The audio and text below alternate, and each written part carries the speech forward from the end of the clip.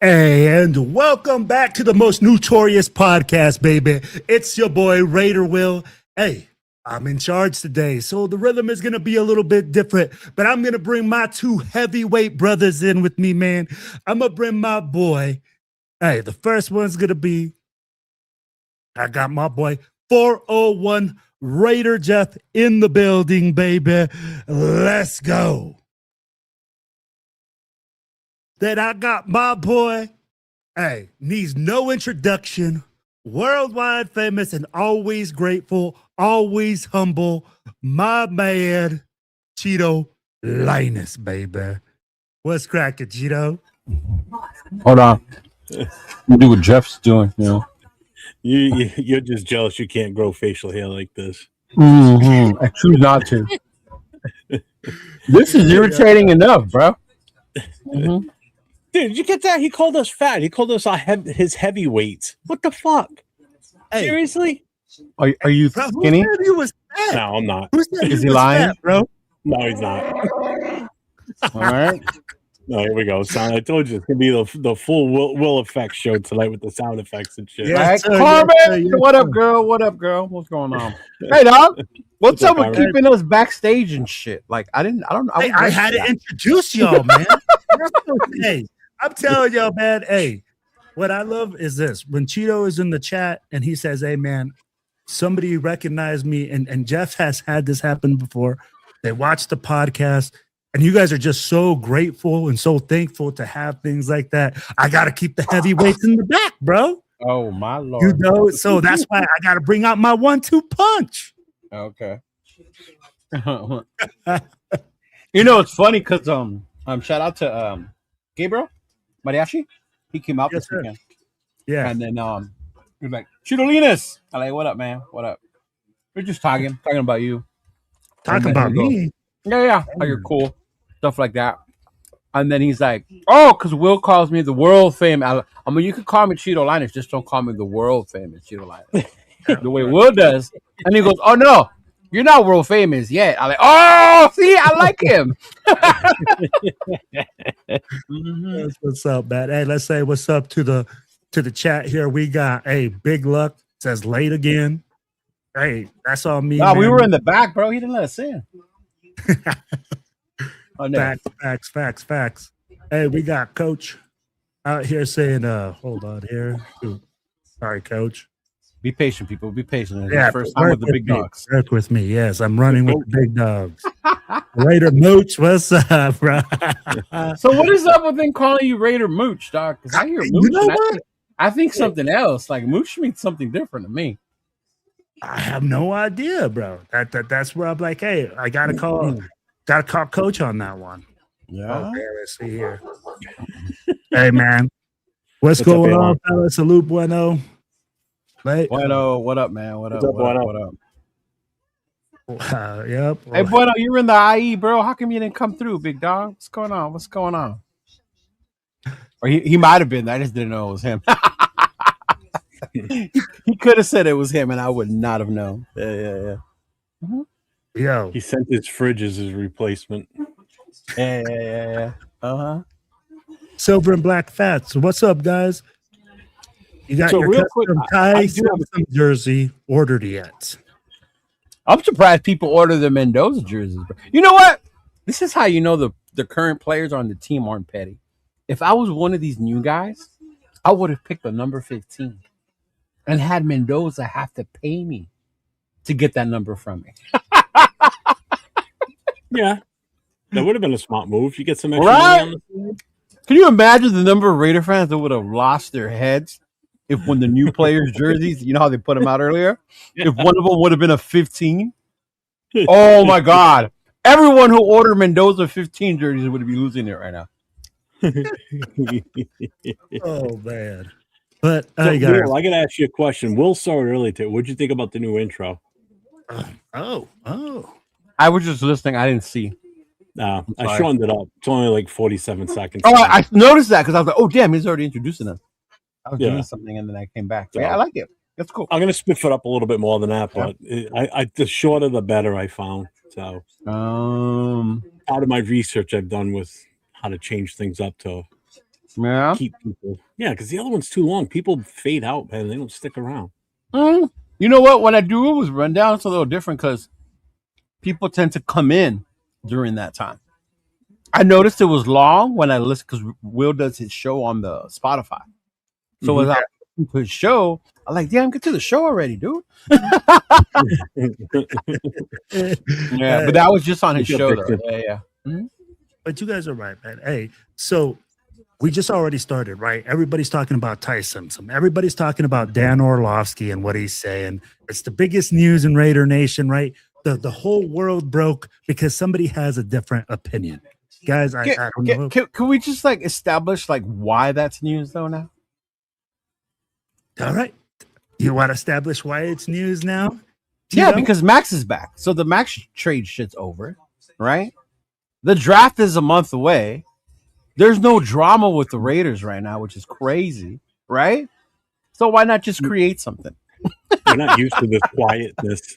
No, yeah, we're not. Yeah. It's always something hectic and stupid going on. Yeah. You know?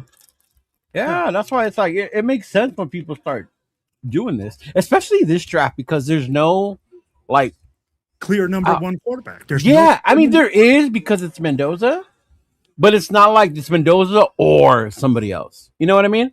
Like let's just turn in the ticket and the draft starts at number 2. Like that's how I feel like it is. No, right now. Yeah. No. We need to wait. We need to hold out that little bit of hope. That we might do something different.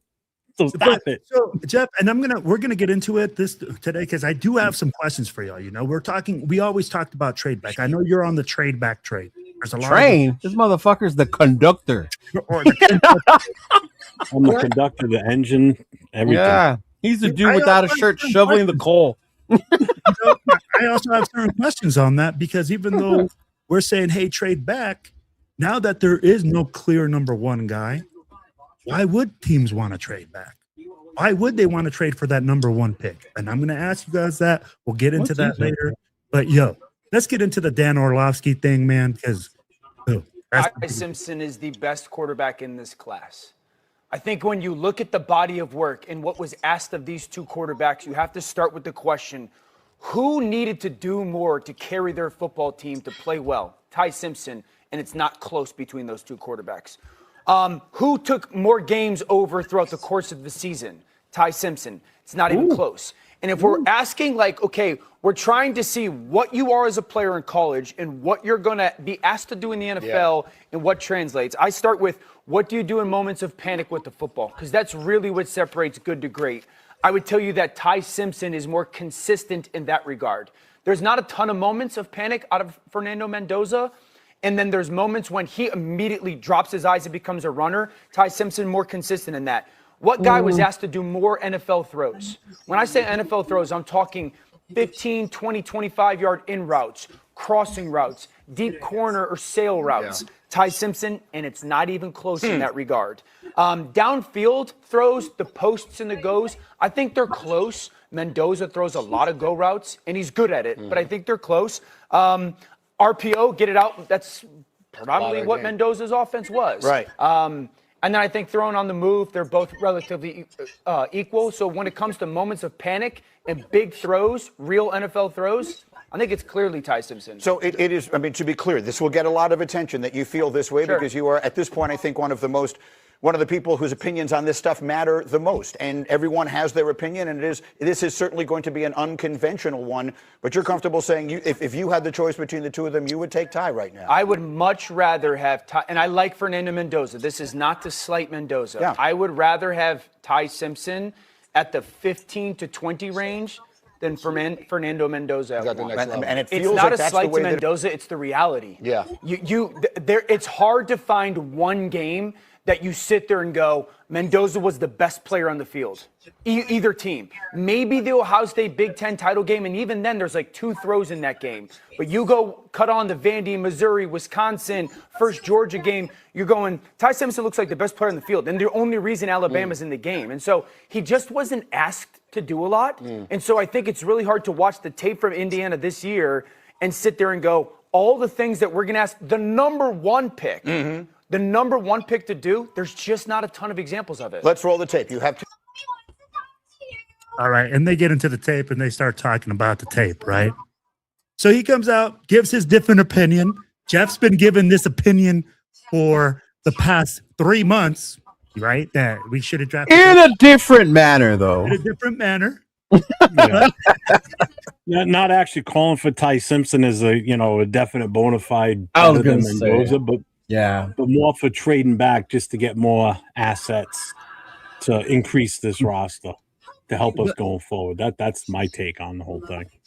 Let me ask you guys this. Why is it that his opinion has broken the internet, has broken Raider Nation? I'd be like, is it because he's stating facts that there is no number 1 real quarterback? Or is it because there are those doubts that everyone has? Look, man, we do the YouTube thing, right? Yeah. And if we were to come up here every week and tell you how awesome Mendoza is, how awesome it is, how much we love him, it would really come really redundant. What used to make this show spicy was when he had the other guy on here with us. Although sometimes he would get carried away, right? But it brings that spiciness. And there's nothing wrong with what he said, right?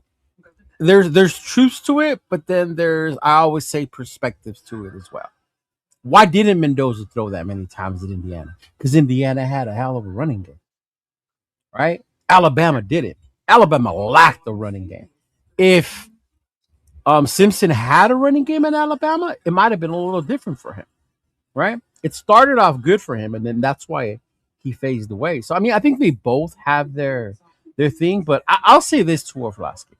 Shout out to him for not being afraid to put that out there and have people call him dumb, stupid, idiotic. I was listening to Q Show, bro. Somebody was telling him that if ESPN has a drug test, because this guy should be tested for crack. I was like, bro, God forbid you have a different opinion. And the reason I say that, because I was Orlovsky last year when it came to Ashton Genty. Okay? So I've been in that seat, bro, and there's nothing wrong with having a different opinion. You know what I mean? There's just different reasons. It all just on how you see it. And I don't think he once said that he was better than Mendoza, though.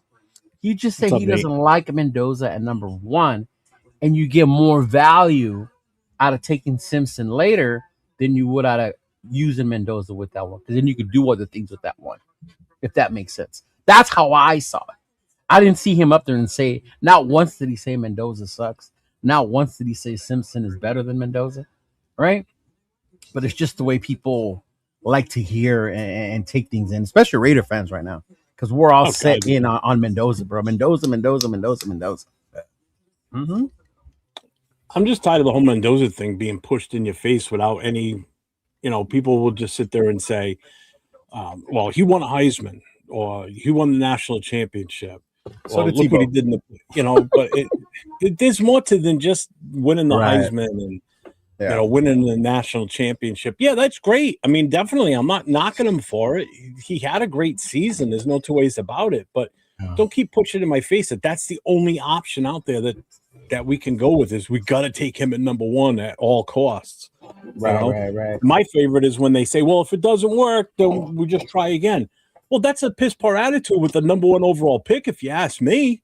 If you're going into it, well, if he doesn't work out as our quarterback, then we'll just reload and try again. Well, That's horrible. That's with any pick, though. Any pick is a gamble. It is, no pick is guaranteed. Yeah, but a plug-and-play quarterback is not the easiest pick to make. Okay, yeah, but neither is multiple picks and hoping they all hit. When you take a guy that's a bona fide, like let's just say for Caleb Downs, okay, probably about 85% he's going to come in and he's going to be a plug-and-play guy. He's going to stop. You know that?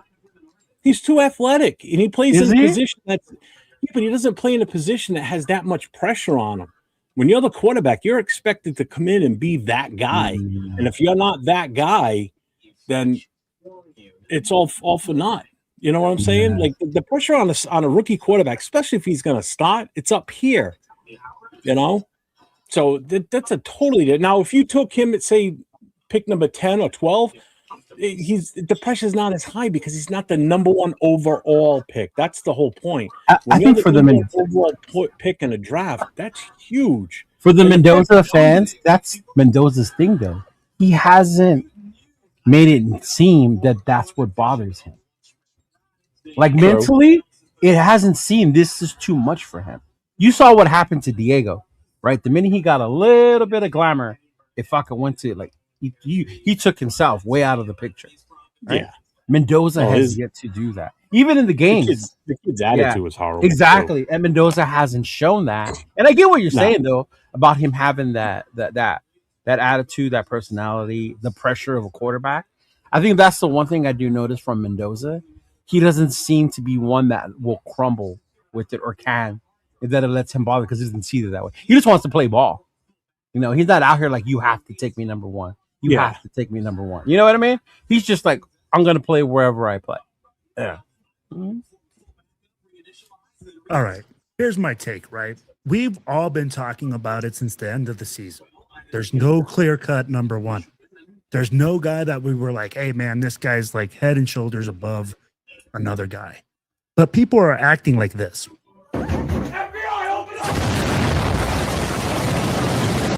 Oh my God. Who's acting like that, bro? Everybody. I want to know what part of the Raider world Raider Will is in that it sounds like the FBI is busting into Raider Nation's world. Hey. Maybe Lip has me too busy these days, but I don't see it that way. Hey, but I mean, like people are questioning. They're going like, "Oh, Mendoza's not the number one pick." They're like, "Oh, now it comes to them that there's possibility of this guy not being the best player in the draft." And that wasn't what he said, though. But he never said take Simpson at 1. He didn't. He said, it's a more he likes taking, and that's like, let me ask you, and that's why a lot of people go like, "Hey, I'd rather take Simpson later on. It's more value." And that's what Jeff's about. That's where Jeff is. Yeah. Jeff is more players later. Yeah. And I agree with you. And I'm like, here, let me ask you that. We're not in that position, though. We're not in a position to say, hey, you know what? We're going to move back and get more value at this moment. Right. And right now, like my question for you guys was, right? I shut in super chat, Will. Sorry, super chat. Huh? You see that? Gotta find that, Cheeto. You want me to read it? I could do it. Yeah, you read it. You put it up there. Hey, bro. Shout out to my boy on 6. Thoughts on us bringing in two-way superstar from USC, Dustin, that played running back and strong safety for a top 30 visit. As much as I would love more talent on this team, I think we're good at running back. Thanks, on 6. I appreciate you, brother. Thank you very much, man. Oh, man, he's hilarious. He's hilarious. It's too much. We got to tell you, Will, like, what's going on? We got to tell Will what that refers to. All right, go ahead. Hit me with that. No, we'll tell you later, like off screen. Yeah, I'm not going to do it out here. Hey. But like we were talking about, right? We were talking about the whole Dan Orlovsky thing, but there was a response. We'll get back on that. There was a response to that. Chase Daniels came out, and this was Chase Daniels said, man. Different opinion, right? Different strokes, different. Mind you, two non-Hall of Fame quarterbacks. Surprising to a lot of people. Actually, I agree with a lot of that. A lot of everything that he's saying. Big time throws, the type of throws that you need as an NFL quarterback. Ty Simpson does that. And you look at the first 8 games, just purely on film with Ty Simpson, there was no better player in all of college football. I'm talking #1 overall pick, without a doubt. And it just looks, the mechanics just look good, man. They look beautiful. He looks like an NFL quarterback. He feels like an NFL quarterback. He's a good dude. He's a leader. He's a coach's son, all that stuff. Here's what I think Dan's missing a little bit is that the Fernando Mendoza piece. You start on December 6th in the Big Ten championship game. That gauntlet that Fernando Mendoza went through, Ohio State, Alabama, Oregon, Miami, and the way he played through all of those, 9 total touchdowns in those 4 games, the most important games of his entire career with an Indiana team that a lot of people didn't give a lot of hope to go beat these blue bloods of college football, that heart, that poise, all that stuff. Fernando Mendoza is ready to play right now. There's no doubt about that. I think they're really close. I do think Fernando Mendoza is the #1 quarterback, though. Ty Simpson, I mean, who knows? The career right now, it's really close, but I would go with Fernando because of those last games. Yeah. Right, he says because of those last games. So let me ask you guys. This next section is brought to you by Monster Energy Drink. Monster, the drink of champions. All right, go ahead, Don.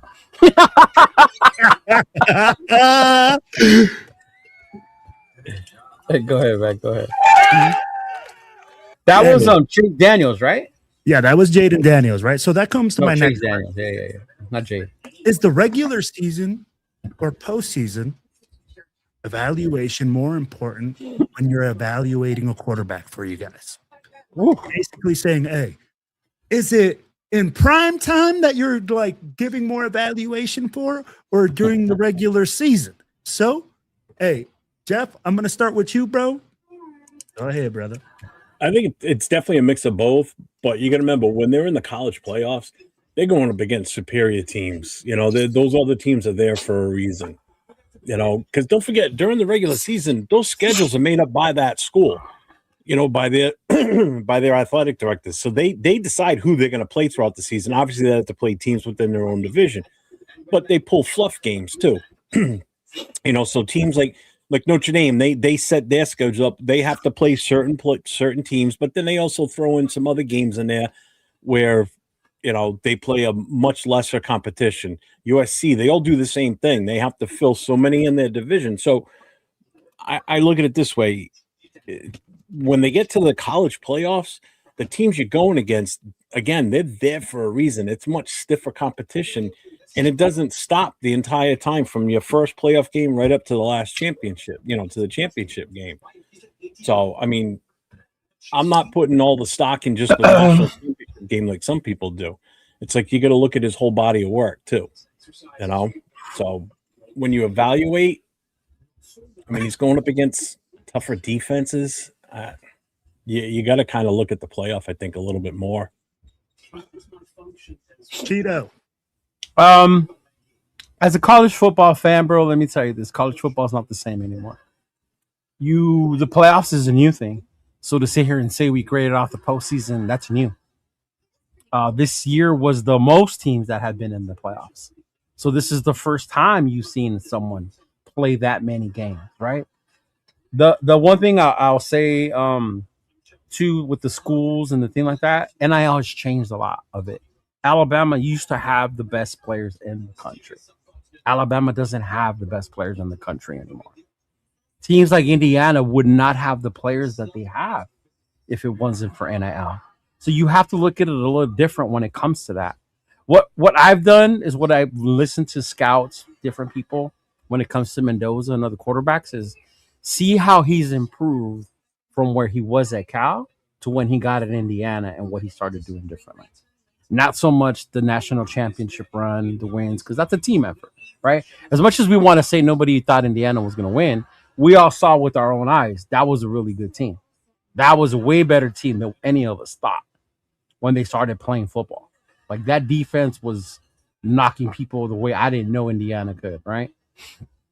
But I will say that you just look at how they perform in big time situations. Look at Dante Moore, and he's come out and said that he's had like not mental health issues, but it was more of a confidence problem after that championship game. But he's only 20 years old.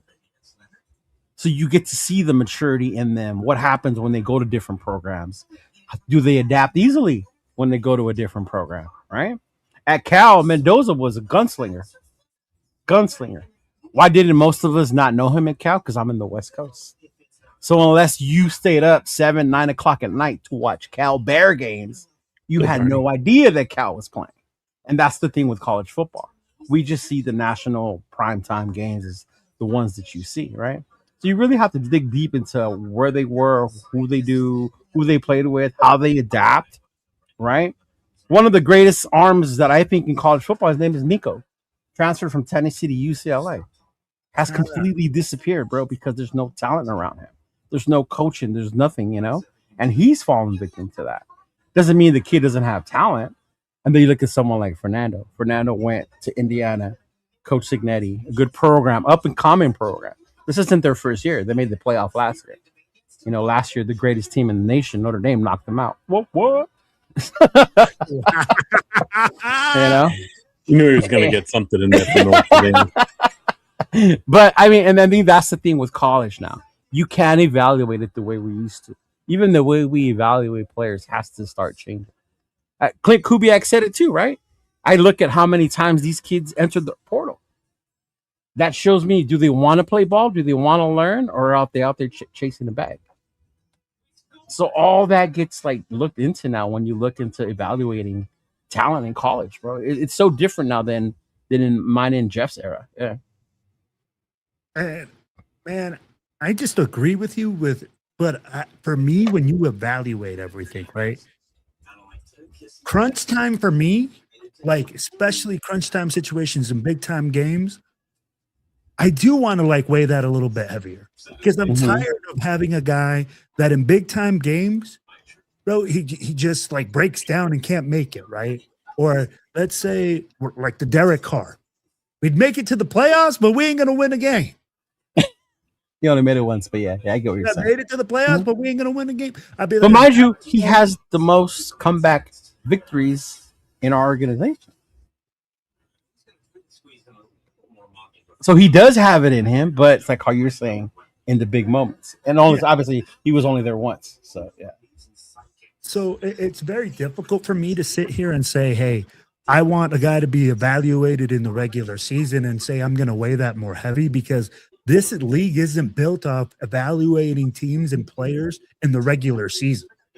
It's built off championships. It's built off what you do. If you raise a Lombardi, then you're going to have that. So at the end of the day, I think that's important, man. And then you have to look at that, and I weigh that heavier. But it is, but it's not one person why these teams win a championship. 100%. Even the great 15 out of Kansas City, the years he won, it wasn't just because of him. No, I agree with you 100%. Yeah. It takes a team. And that's why you have to evaluate that, right? You have to look at everything. And you know what? Here's a different take, right? And I love that we were bringing different takes. We said, hey, we're going to bring a different view.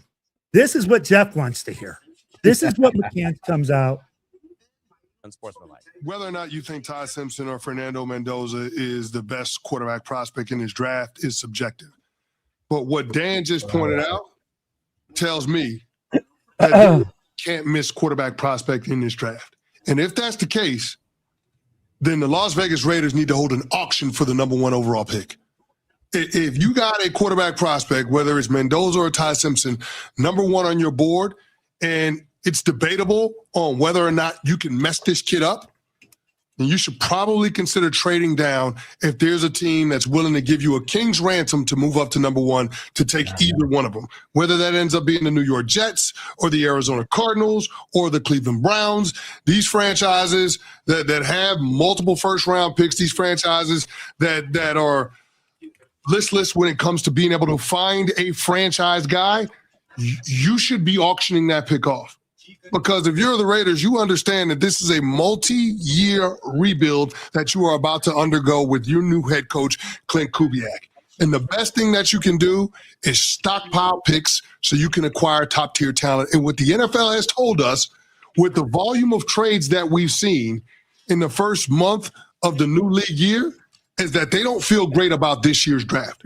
We've had 8 19 trades since this offseason. 19 trades, which is 3 more than any other offseason before the draft. And we still have a month to go before teams are on the clock. So you're having that level of veteran player movement because teams are trying to aggressively fulfill needs by throwing money at the problem and draft picks at the problem in order to get players that they can rely on in 2026 because they're not sure about what's coming out of the collegiate ranks. So if you're putting all of these things together, it's pointing to the Las Vegas Raiders needing to make the decision to trade down and trade out of that number 1 overall pick. All right, guys, and you hear him talking about trading out of that number 1 overall pick. My question is this for you guys here. Who was that talking? That's Chris McCants. Okay. It says, with no clear number 1 quarterback, let me ask you guys this. Why would a team want to trade with the Raiders? But there is a clear number 1 quarterback. It depends on your perspective. Mendoza is the clear number 1 quarterback. Okay. So clear number 1 quarterback, but not the clear number 1 pick overall. That's not the question he asked. See the difference? Or number 1, okay, with no clear number 1 pick. Let me rephrase it. With no clear number 1 pick, why would a team want to trade back trade with the Raiders? And who is your highest rated player on your board that you think that a team would actually trade the number 1 pick or to acquire the number 1 pick for? It all depends on the teams and how they evaluate it. Like you look at who's behind us, right? Who needs a quarterback right now? You look at Arizona.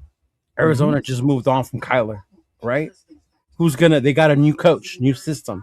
So they're in the same situation we are as far as they're going to start to have to build the foundation. Do they want to start with the quarterback or do they want to start somewhere else, right? With the interior, like me and Jeff want. Start with the inside, then work your way out, right? It all just depends. And I think as far as talent-wise, we always put the quarterback number 1 because it's the most important position, quote unquote, in the NFL. So that's why they're the ones always going first. You look at that year where it was Caleb, Jaden, and what's his name? Drake May, right? Mm-hmm. And then out of nowhere, JJ McCarthy, right? Michael Penix Jr., Bo Nix. Those 3 had no business being picked in the first round. But why were they picked in the first round? It's just that teams were so desperate for quarterback. Yeah. I don't think that hasn't been a lesson learned, though, coming into this draft. Look at what Minnesota just did. They went to go grab Kyler Murray. They just signed Carson Wentz. They drafted J.J. McCarthy in the top 10, dog. Yeah, that just tells me that J.J. McCarthy's not the guy they thought he was going to be for them. Yeah. That's pretty much it just what it comes depends down on the team and how much they like this guy that they're willing to make that move. And so it's not so much of him being that dude. It's Kubiak see him as that's my guy. And I don't see any other player better than him. So that's why he's going number 1 or anyone else behind us. Because you could ask me like who I think the best player is, or even that year when we took Brock at 13. Brock to me was probably number 2 or 3 player in that entire draft, talent wise. And it fell all the way to 13 is insane because of his position. Yeah. Yep. Yeah. But that's why I'm asking you, Cheeto, in your opinion, what player is there that you're like, man, if I could grab the player in the draft, that number 1 guy, like they're saying the Love guy, the kid from Notre Dame, the running back. See, if I wasn't on the Raiders, if I'm not the Raiders, to me, Jeremiah Love is the most talented player in this fucking draft. And that's what I mean. I think it's him and Caleb, to be honest with you. But he's a running back, though. Yeah. Oh, yeah. How are running backs valued in the league, right? Oh, they're only going to be here 3-4 years, then you move on. It's starting to come back a little bit, but it's still not like it used to be. You're right. Yeah. Caleb Downs, Jeremiah Love, Arvell Reese, right? Mm-hmm. The other linebacker, the one that went lights out at the combine, what's his name? Oh, Sonny Styles right now. There you go, Sonny Styles. Yeah, the tight end out of fucking Oregon. That kid is insane. That kid's insane. I am scared of that motherfucker going to Kansas City. Yep. Right? Yep. Yeah, it's crazy, bro. But the one thing I will tell you about, I think we mentioned it earlier. Remember I was telling you guys about Brady Logan Paul and the WWE. Yeah. Don't forget that ESPN is part of that as well now. So a lot of it is a little. Why do you think they were? What's his names were on Pat McAfee show? So I'm getting a little iffy before I start taking shit out of ESPN as gospel nowadays. I haven't listened to ESPN. You know what I mean? Like, yeah, to me, it's not what it used to be. Yeah. No. Mm-hmm. Yeah. Jeff, who's that one player that you think a team will move up for? Make that trade. Do you think it's Jeremiah Love? Do you think there's a guy like that, or do you think there's going to be another team that's going to make that move for Mendoza? I in all honesty, I think it's one of two teams, possibly a third one in there that would move up for Mendoza. And it's the number 2 pick, the number 3 pick, and the number 6 pick, and that is the Jets, the Cardinals, and I think Cleveland would still do it too. Cleveland's not done trying to find a quarterback. And Cleveland has a lot of picks, right? Yes, they do. Yeah, Yes, Cleveland's one of those sneaky teams. If you see who they they've drafted recently, and then what they have in the draft, like, bro, like, yeah. Mm-hmm. I mean, the Cleveland has the 6, the 24, the 39. Yep. And then you could probably fleece them for a first rounder next year. All right. Arizona's got the 3rd, the 34th, and the 65th, and you can probably pull a first rounder next year out of them. Right. The And Jets you have have the 2nd, to. the 16th, the 33rd. So they've got 3 picks in the top 33 of this draft, and you could probably still pull a first rounder from them next year too. So you're talking the possible haul of 3 first-round draft picks coming from 2 for this year, and 1 from next year.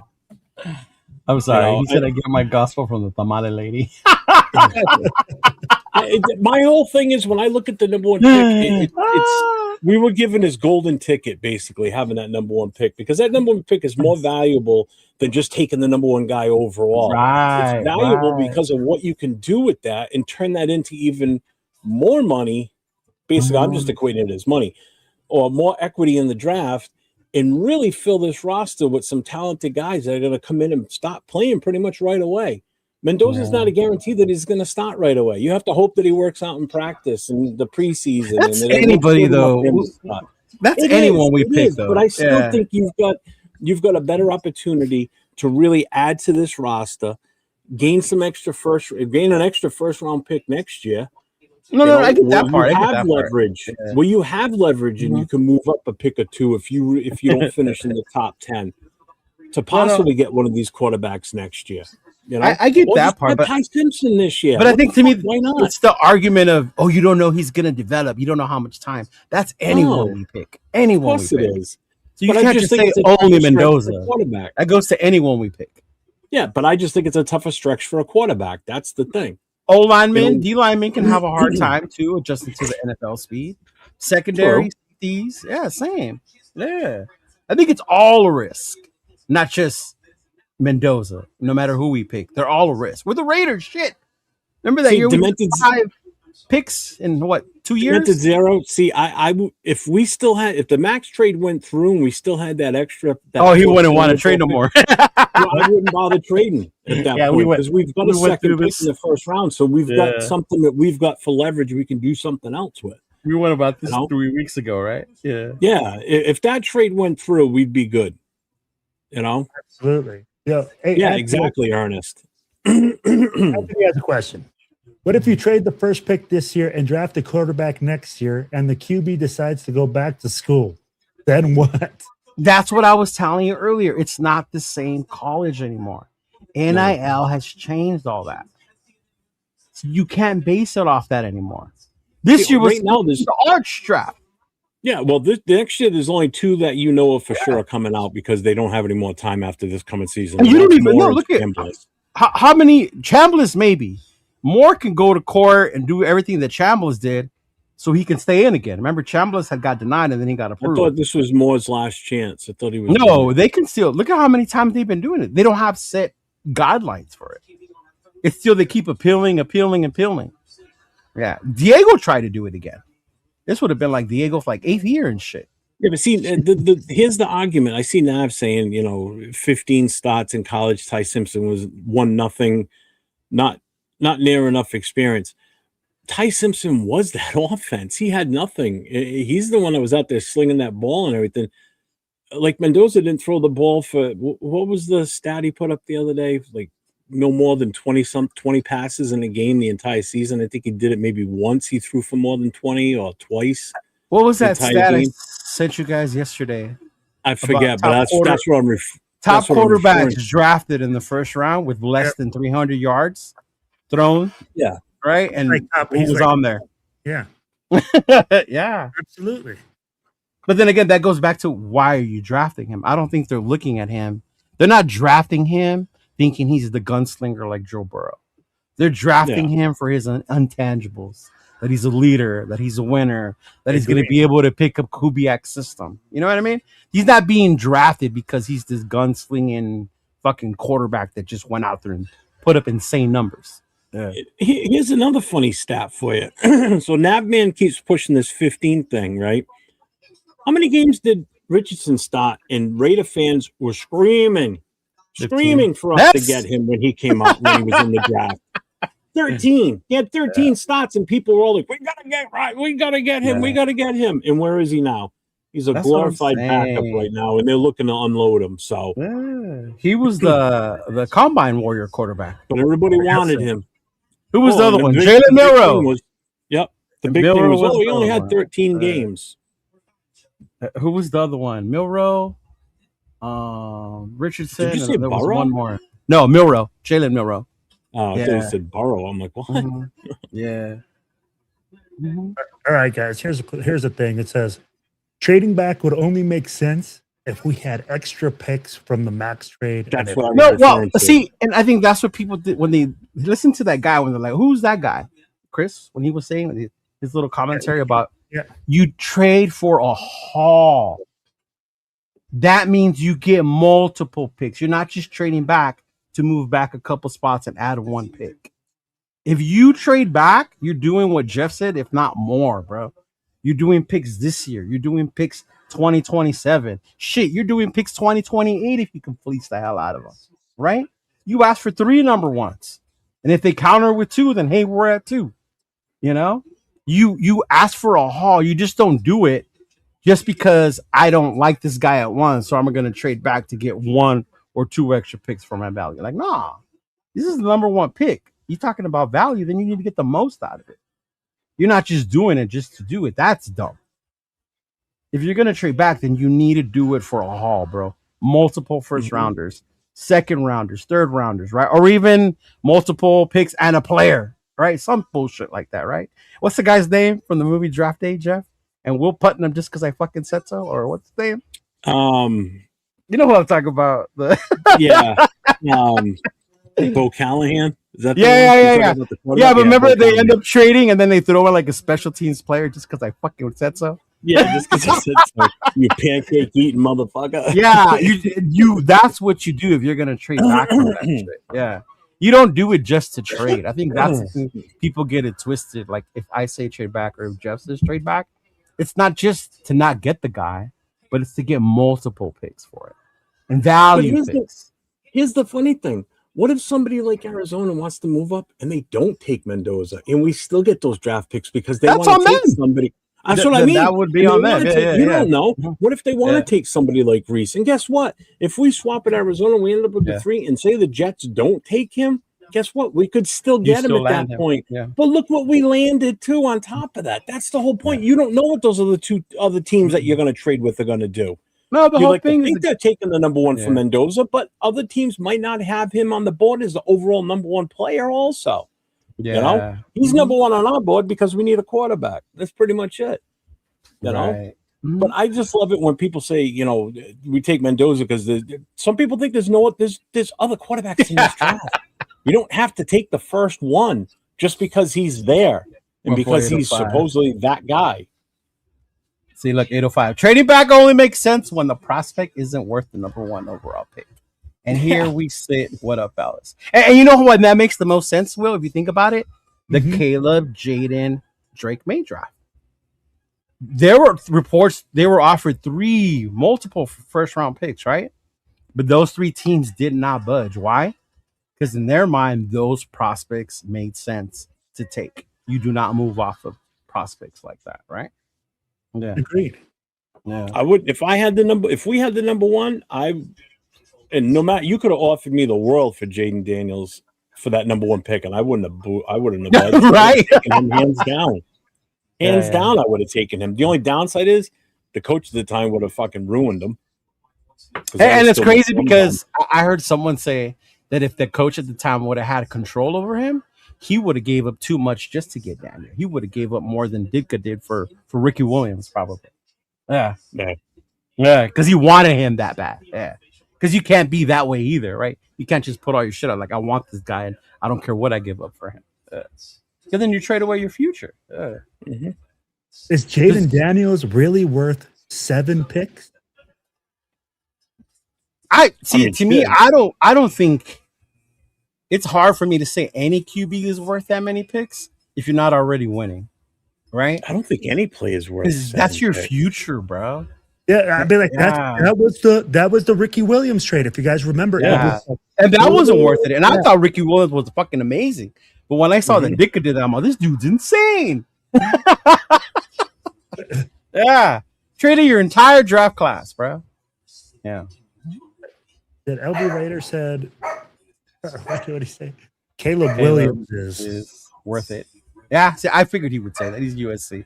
Right? And I love Caleb coming out of college. Do not get me wrong. We won against that motherfucker multiple times. And even the year Notre Dame beat him, I still knew that dude was a fucking dog. Yeah. But, I also got Mel Kiper's take on this. I'm going to give you guys Mel Kiper. Mel Kiper Jr. And then Trent Dilfer, y'all. So hold on. Trent Dilfer, you're just giving us all these Hall of Fame Fernando quarterbacks. Mendoza is nearly 4 inches taller than Ty Simpson, 25 pounds heavier, 35 starts compared to 15, which is a risky, dangerous number for Ty. Then you think about 72% completion percentage to 64, right? 7 rushing touchdowns to 2.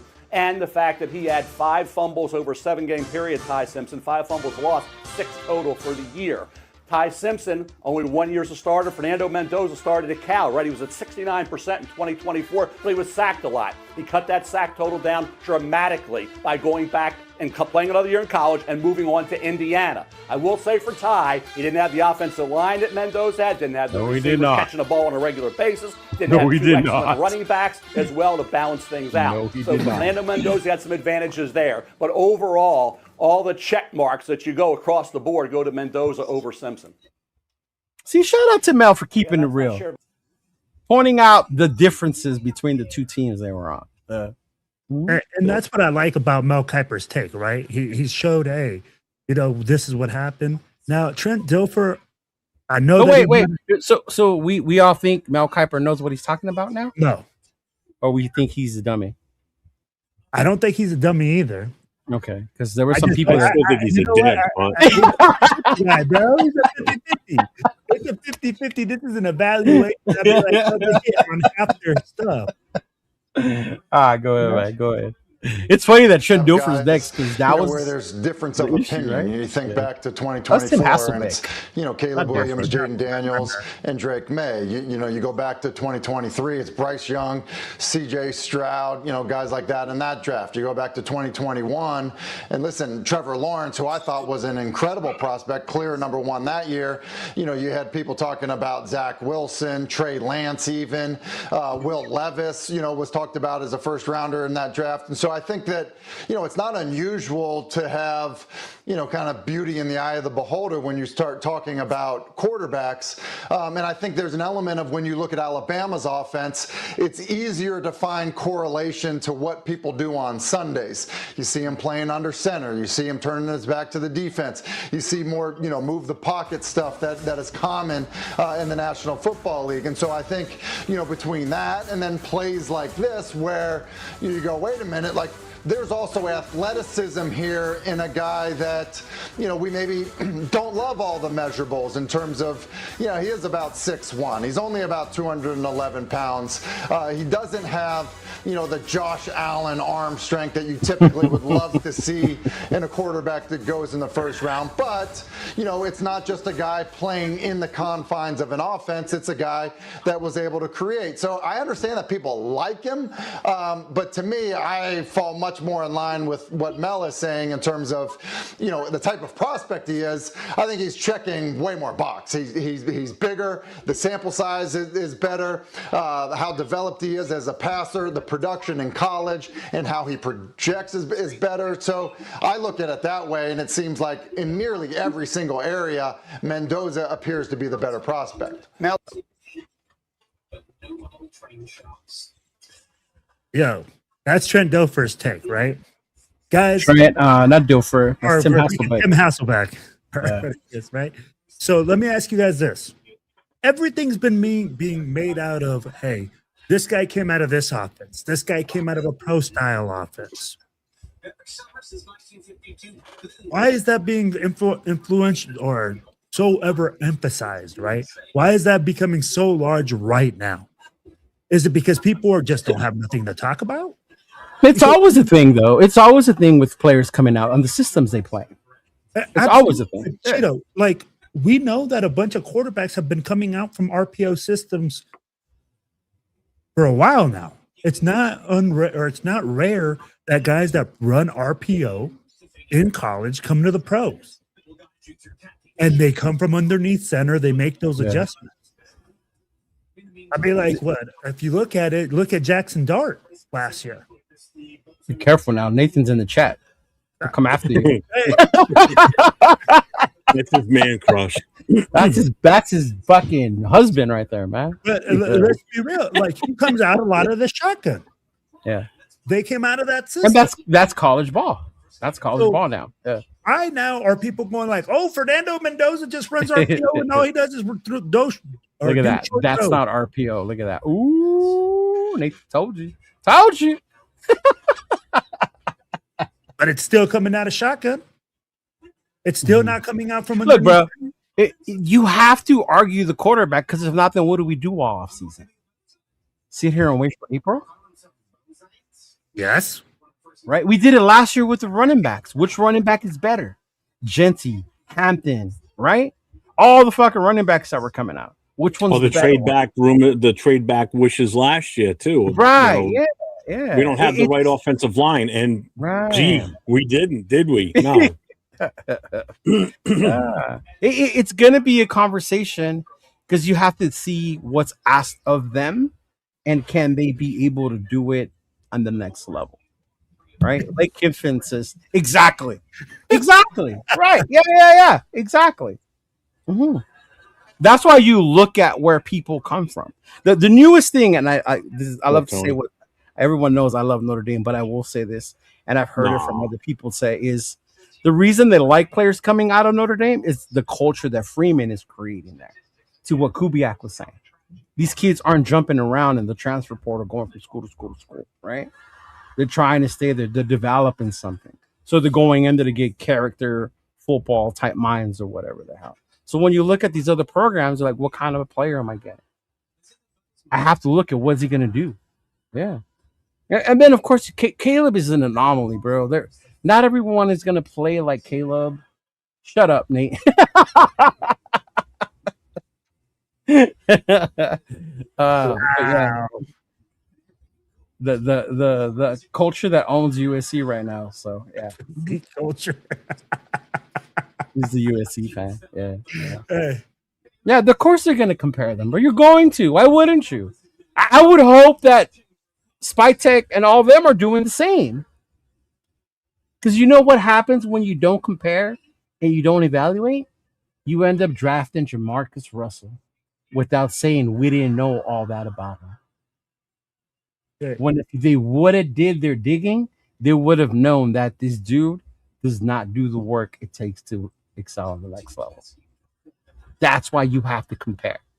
That's why you have to dig into all these other bullshit things like that. And not just be all easy consensus. Yeah. When is did Ty Simpson already have his pro day?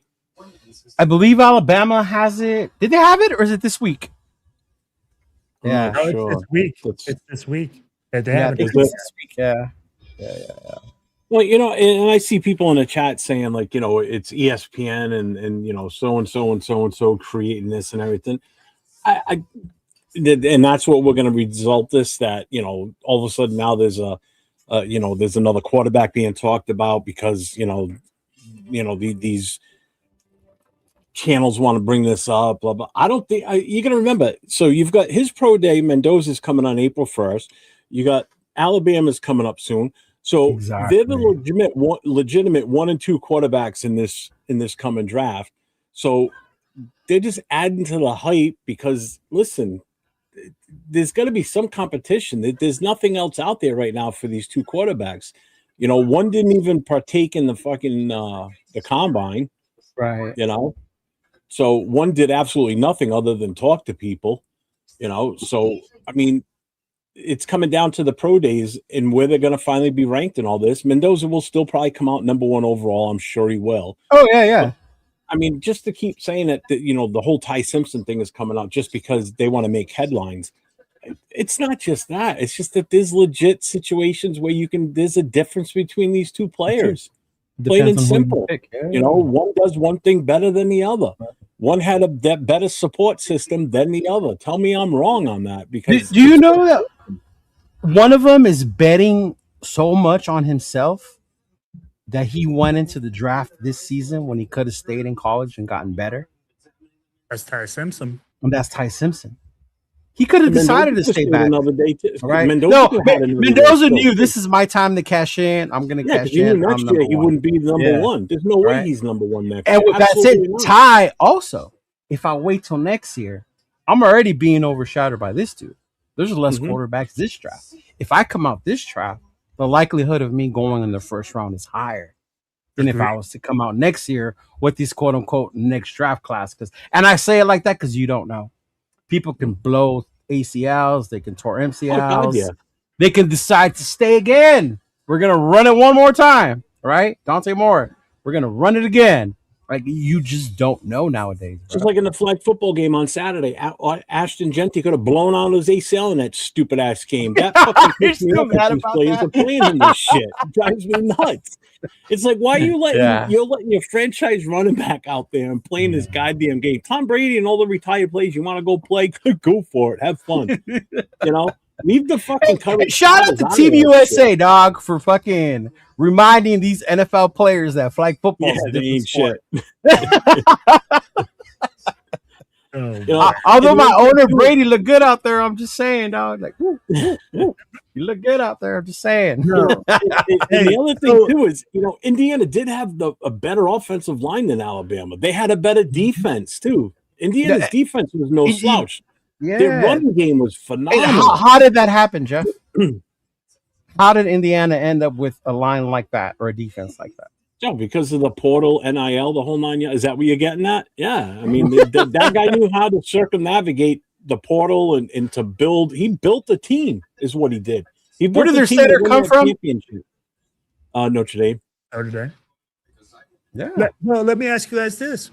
Then, this guy did a great job of building on a team. He comes in there and a great job being the quarterback for that great team, right? He wins the national championship because that's what you got to fucking do. Then why is that being held against him? Why is it because it's not being held against him, but all I say is don't hold it against him, but hold that as the only reason to draft him. Yep. Correct. If I ask you why do you want Mendoza and your only reason is because they won undefeated and he won the Natty and he's the Heisman, I'm gonna tell you to come at me better. Or he's a man of God. That's been thrown at me. Oh, that's another one, right? Yes. He loves God. I'm like, because him and Derek Carr are going to open up a new church in Las Vegas, and Las Vegas can use more of that. That's the main reason we use our number 1 draft pick because I mean, don't get me wrong. I'm not saying anything bad about religion. I mean, but don't tell me that's the reason you want him because he's a man of God. That's a stupid reason to place our number 1 I don't think draft it's used against him.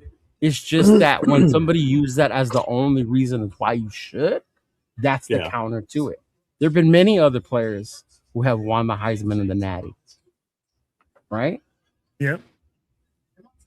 So Let me ask you guys this, right? We've talked Fernando Mendoza. We've talked super chat, dog. Super chat. I don't know how to. Oh, you didn't make a noise for it? Put the sound. I'll put it on. Yes, you ready? Put it on. Yeah. Where's? Hold on. Give me a second. We got you. Chewy's Raider coverage. Shout out for the $1.99. I'll be happy with whoever we get as long as we win. Exactly, dog. Exactly. Well said, Chewy. Well said, Chewy.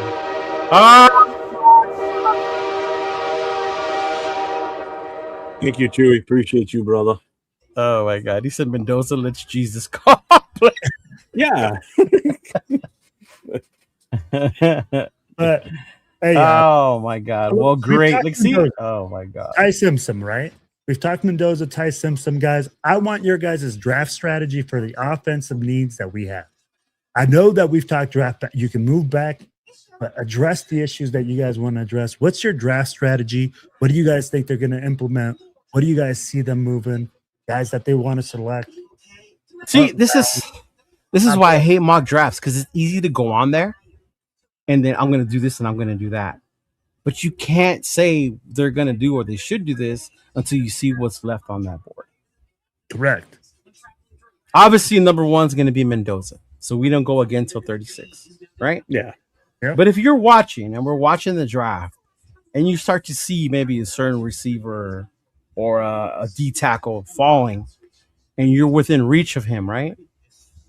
I wouldn't be mad if the team moved up to go get him, right? Depending on what they gave up. Or even if they get to 36 and there's 3 or 4 players that we possibly could get. At that point, you're like, shit, I wouldn't be mad if you guys trade back a couple spots and add some more picks as long as we land one of those 4. So to me, that's why it's like best available, yes. But then we also, what positions are we still needing to develop? Because remember, we had a great free agency offseason, whatever, right? We've got linebackers, we got our center, but we still have to build the team. You can't sit here and tell me that this defense is done being built. This offensive line is done being built. No, right? No, they're not. Mm-hmm. So that's why, to me, you got to see who's there when you get there. If one of the offensive linemen, me and Jeff have been talking about, right, is there, ends up falling, fuck it, take him. If he's there at that spot at 36, right? Because we still need more offensive linemen, right? I'm not going to be mad at taking a defensive tackle, an offensive lineman. I will be mad if they take that fucking kicker, though, who kicked 70 yards and ran 4.5. I will be mad if we fucking draft that fool in the first 2 days, right? Yeah. Mm-hmm. Hey, I'll tell you like this. When I saw that kicker run a 4.5, I immediately was like, Raider Nation's going to clamor for him. And they said, oh, he kicked a 70-yarder. I told you. That's why I sent you guys the video. Bro, in gym shorts, he kicked a 70-yarder in gym shorts with no pressure, being able to like be comfortable out there. And yes, he stroked it. Congratulations. Pause. Stroke. Bro, but there's a reason why he wasn't highly recruited or looked at, bro. Look at the college he's coming from. How many people watch that college? Headshot. What network is that college play on? Probably the ESPN Ocho. Right up the dodgeball. And that's why you got to thank players like Mendoza and them that wait to do their pro day. Because when you do have a player like him where teams come, it gives the opportunity for players who aren't going to be seen or normally be seen to get a shot to get looked at. Yeah. Because nobody knew who that kicker was. I know how Nabman said that there's no Indiana offensive lineman. The only one that I see in the draft is Coogan, the center. Are the other ones even seniors, or they obviously they didn't declare for the draft? So because the only one that declared was Coogan. Yeah, so they're still there. So that's why there's no Indiana offensive line in the draft other than Coogan. My take on the draft strategy, Mendoza going number 1 with the 36th. At that point, we either go. I personally want to take a nose tackle. I want the best nose tackle available at 36. Nose tackle. What is that? It's a position that hasn't been around for a long time in the NFL. It's new. Really? Please explain. I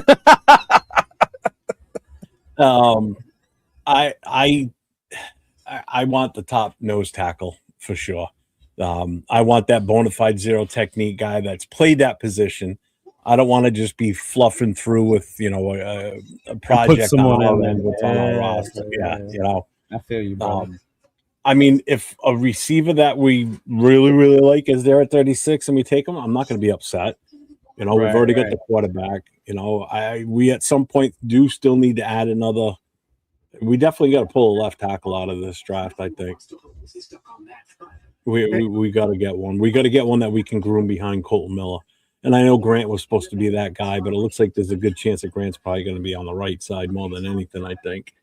And then the right guard's still an issue. It's not been settled down, right?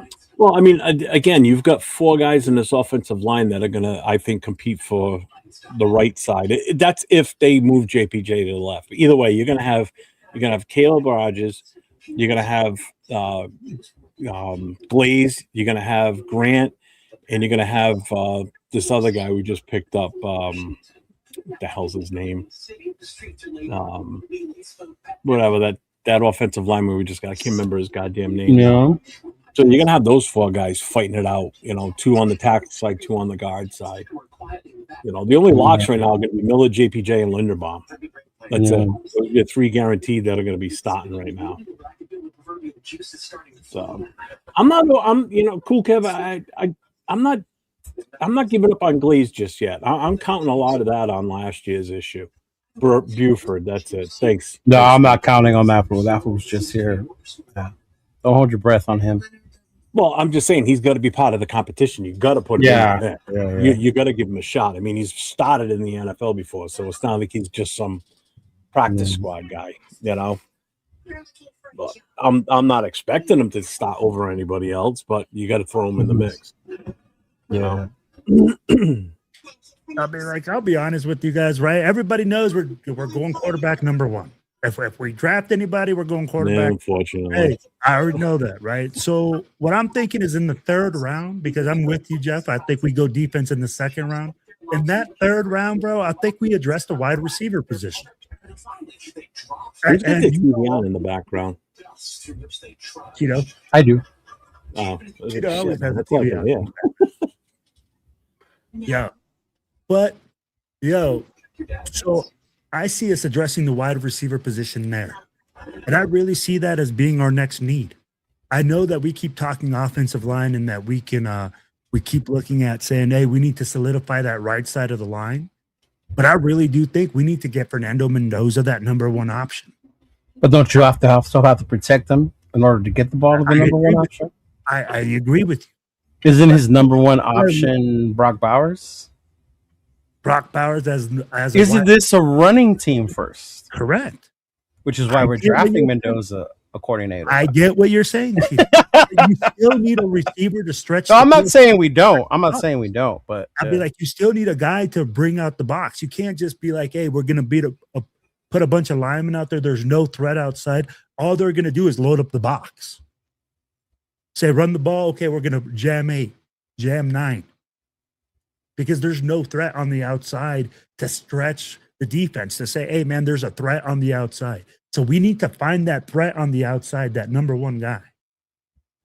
Oh, hold on. Here we go. Tyson, or 805 says, Jesus, Ty Simpson is the best quarterback in this draft and the most pro-ready. I know people like the shiny object. So, answer me this. Doesn't lie. So, if there's some fools in the chat calling Orlovsky an idiot and stupid, why aren't y'all telling 805 the same when he's saying that Ty Simpson is the best quarterback in this draft? Are y'all afraid of 805 and what he's going to reply to you? Because there are some people earlier that were saying Orlovsky's stupid. He's washed. Nobody believes ESPN.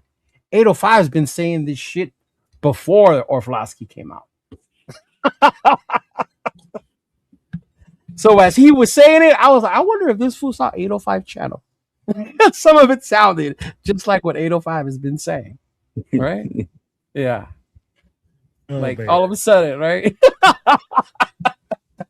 I love you, Paul. I love you. Bob. It's That's Bob. my dog. Oh, I love you, Bob. I love you, Bob. That's my dog. That's my dog. It's because nobody wants those guns of 805, bro. They don't want to hit those guns. Oh my God. Yeah. No, I hear you on wide receiver, dog. And I think that's why it goes to what Jeff has been saying. Because we have so many needs. We need a wide receiver. We need a beefing up the inside defense. Need a corner, too. We need a fucking offensive line. We need a shutdown corner. We need a ball hawking safety. Right? But there's only so much you can do. There's 2 positions in the top 10 that have covered both of those, right? If I'm not mistaken. Let's see. A safety. Yep, right. Caleb Downs. Let's see. Corner. Yeah. There's another one of them, too, in the first. Right. And what happened to the next Calvin Johnson and Megatron on our team? Did we give up on him already? Yeah. Was it Gino's fault that he can't run routes? Yeah. So I'll put it like this, right? This is where it's so difficult because people are saying, hey, in the 3rd round, what do you do? We draft all the Indiana guys. Hey, do you believe everybody from Indiana? Is he going to step up? Look, and that's why when you ask me, that's why I say you take best available based on the value. If we're at 36 and there's a wide receiver that fell, say like Boston, that had no business falling to us in the 2nd round, then you take that motherfucker at 36 because he is one of the needs we have, right? If there's a D tackle that's more valuable in the Jason, more of a higher prospect than the wide receivers that are left, Boston's gone, right? Boston's gone. Maybe Jacoby Land and Malachi Fields are the ones left, and Jacob Rodriguez is still out there. But then you have this D tackle that's rated higher. Well, then you go get the defensive tackle. That's why I said it depends on the best available player that's there at the board when it's our turn to pick. Because it's easy to say, go get the best receiver at 36. Go get the best receiver at 60-something.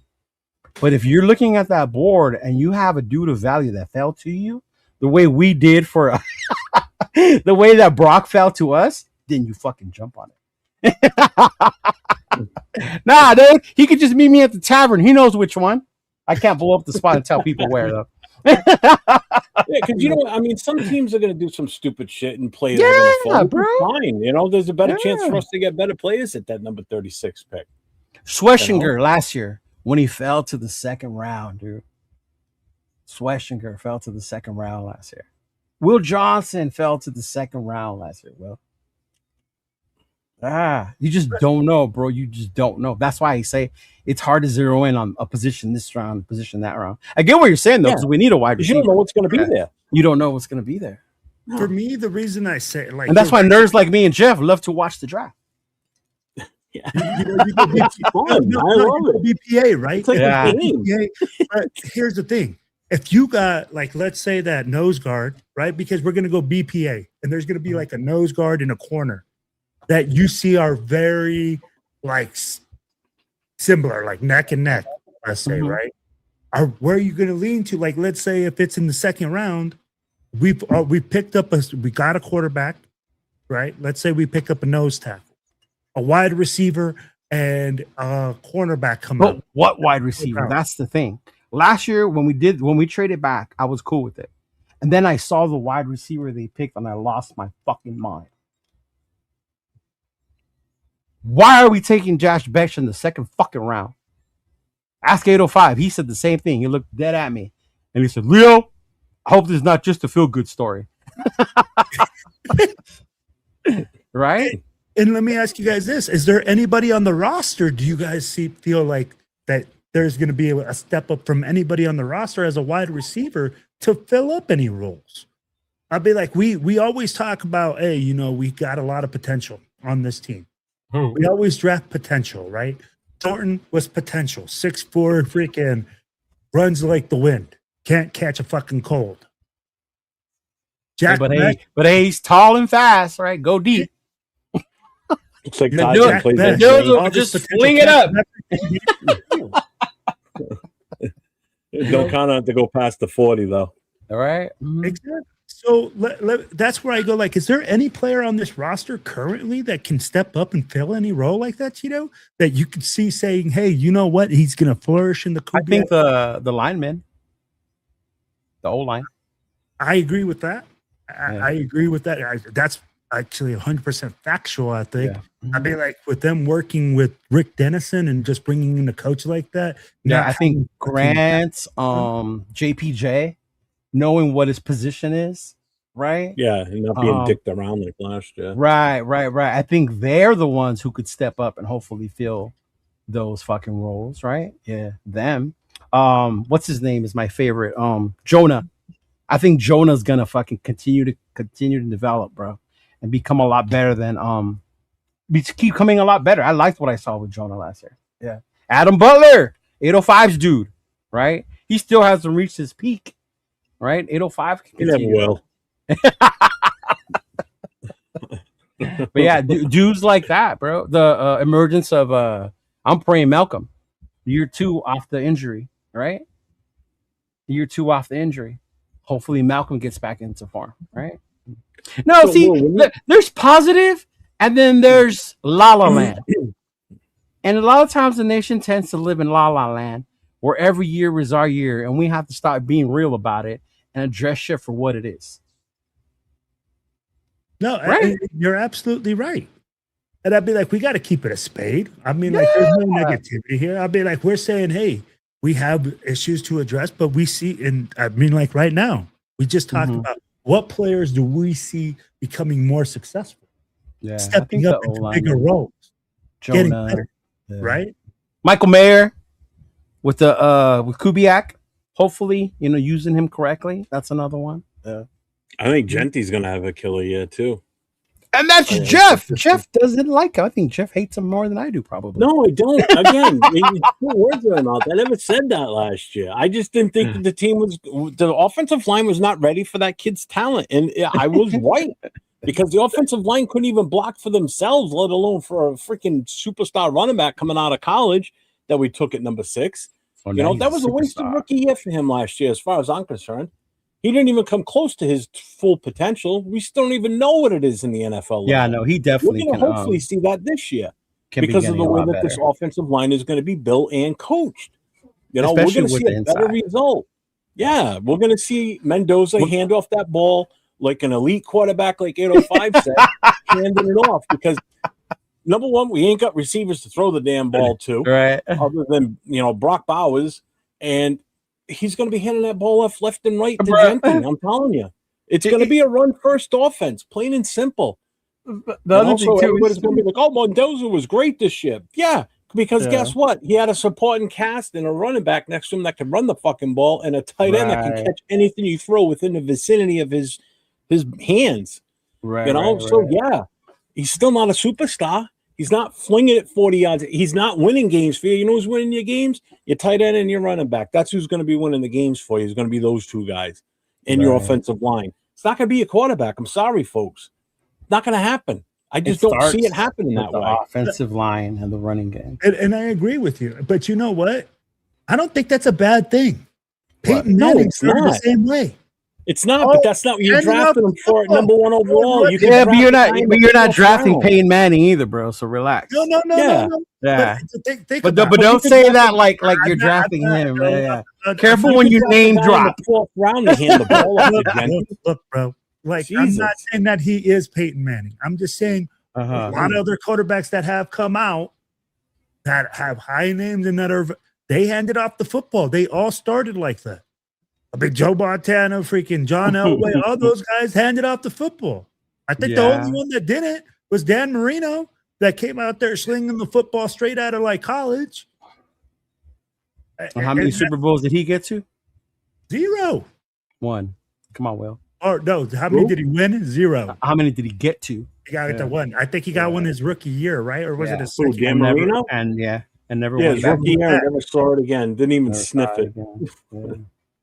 Hey, 805 is talking about a guy that's going to be a steal at 36 with the hurt foot, but talking about a hurt foot. Christian Wilkins, guys, has come back out saying that he's available to be picked up. He's ready to play, but he's still nursing back his injured foot 2 years later, or a year and a half later, or whatever it is now. I want to know your thoughts on this because it caught my attention and I said, oh, man, I have to ask my guys on what is your guys' thought on Christian Wilkins? And he's saying the agent is saying 26 teams have called and inquired about his services. Good, they can have him as long as it's not us. I don't care what happens to him. The NFL needs to release the Christian Wilkins files. The Christian Wilkins files. Do they need to go? I don't care what happens to him. I don't care where he goes. I don't know. I don't care who takes him. I could give two shits about him. If it's not going to be, it has nothing to do with us. We're not going to take him back. There's no way in hell we're bringing him back. Absolutely not. Hey, Cheeto, don't worry, baby. What I will say is the most Raider shit to happen, though, and this would be the most Raider shit because this is our luck. This is our luck. Bring him back. Is that no? We don't bring him back. We end up having to pay like half the money. We lose half the money, whatever, right? Yeah. But this motherfucker gets picked up by Sean McVay and the Rams. And then blows up and becomes. And then just fucking goes in there and just plays. And then we're sitting here like, well, goddamn. Still won't phase me. I could give two shits. Rams aren't even in our conference. The only time we'd have a tie-up matchup with them is in one regular season game in the season or in the Super Bowl. So no bearing on us. Now, if you say he goes to the Chiefs, the Broncos, or the Chargers, that's a different story. Yeah. Because now you're talking twice a year. So I could care less what team he goes to. Unless he goes to the Chiefs, Broncos, or Chargers. Or Chargers. As long as it's not Harbaugh won't deal with that shit. Yep. Now, Andrew Reid has had some characters on his teams. Yeah. Andrew Reid has had characters. And they're willing to take that risk. But I'm with Cheeto, man. I want to see, like, what's going on there. What the fuck really happened? We need the FBI, open up!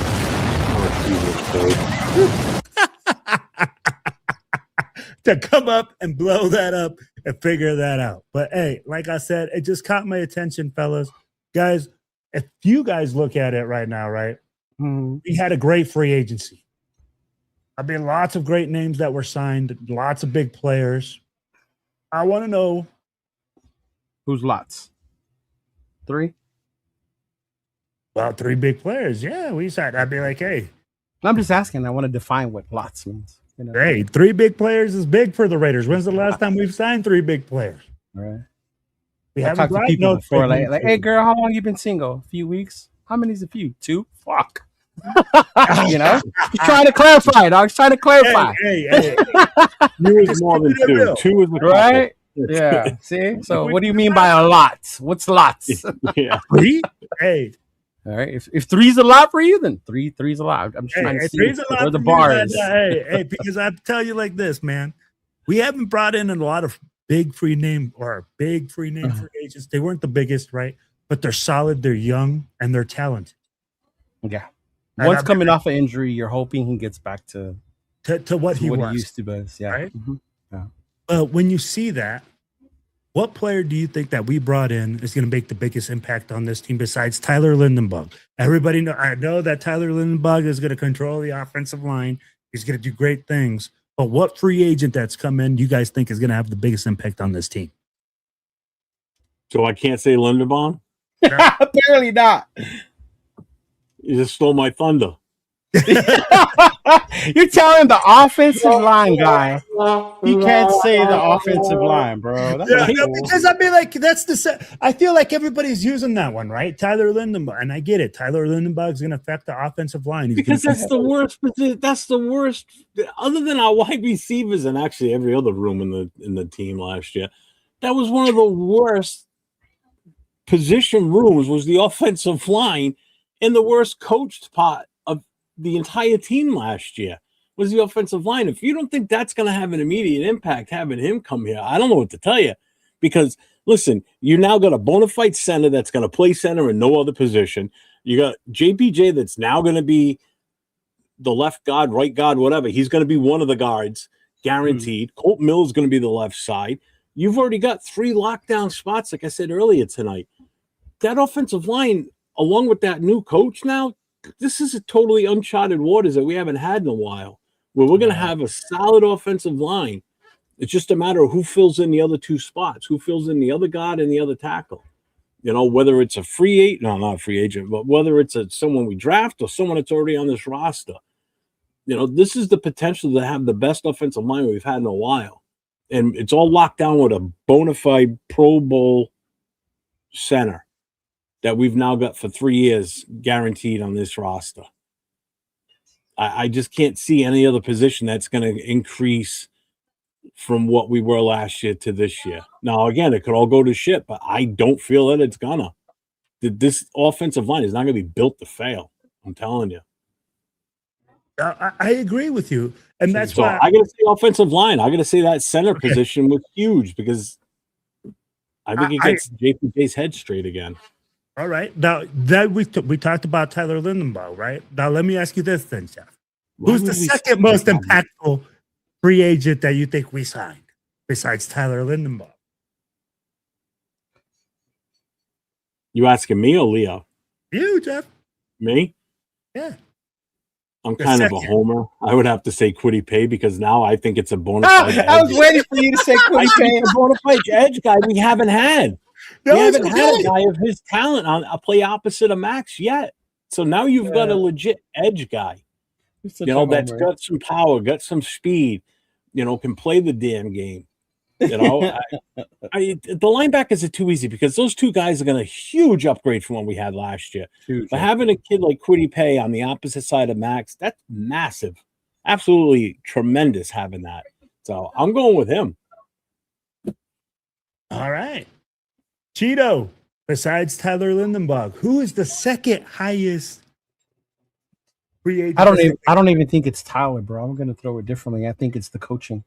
That's what's going to make the big difference. Wow. The fact that they brought in Kubiak, the fact that he brought his offensive line coach, I think that's what's going to make this big difference. Because now you have someone who's not here dicking around, not throwing people's elbows at players, and you know, we're out having fun. We're here to compete, fucking with people's minds. Like the dude's here on business, football business only, and that's what Kubiak has laid out so far. The cuffs are off of Spytek, right? No longer do I have to bow down or do what this fucking senior old man wants me to do because he's been in the league for so long, right? His kids are not fucking here anymore. Our linemen are watching YouTube tutorial videos on how to block Khalil Mack, right? With the GM. With the GM, no less, too. Mm-hmm. So yeah, to me, it's the coaching. The fact that we switched to a coaching staff that seems serious.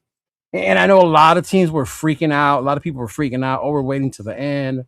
We're going to end up with nobody. This is what happens when you wait. No. They knew what they were going to get. They waited because they knew this dude was going to come here. And shout out to Spytek for having the balls to do that. Right? Because so many people were saying, you can't wait for him. As each fucking week it went by, right? Oh, the Seahawks are still in it. The Seahawks are still in it. Oh, now we got to wait till the Super Bowl. Now we got to wait. They were chilling. There was talks of Webb. Minter was gone. All these other coaches started going somewhere else. Who were the Raiders going to end up with? And they didn't fucking flinch, bro. They knew once that Super Bowl was going to happen, they knew who this dude was going to be. And it was him. Yeah. Yeah, and it was pretty much already out in the air before the Super Bowl even happened. Yeah. So everybody knew he was coming here. So he was coming. Yeah. You know what, though, too? Shout out to Spytek being able to finally do his job this year, man. That's what I'm saying. They took the hell of a job at it. The Carol cuffs are off, bro. Yeah. Damn, Cheeto, bro. Damn you for thank you for whooping that ass because I didn't even think about that answer. I was like, what the fuck is this? Hey, I was like, what kind of shit did this become? You know, when I think about free agency, right? And I'm like, if you really think about it, you're right. When you bring a coaching staff of this magnitude and make the changes, that's going to bring the biggest impact. No matter who we bring on the team, it doesn't matter who we bring on because now we have guys that we are looking at and we're saying that our leaders in the locker room and on the field and know what they're doing, right? That have experience, that the guys in the locker, no matter who comes in, is going to look at them and say, hey, man, I know that you know what you're talking about. I know that you can coach me up and make me a better player. Right. Which makes a huge difference. I mean, Dixon. Yeah. Says, I heard Christian Wilkins keeps a pair of Carol cuffs. What's up, Ben Blood?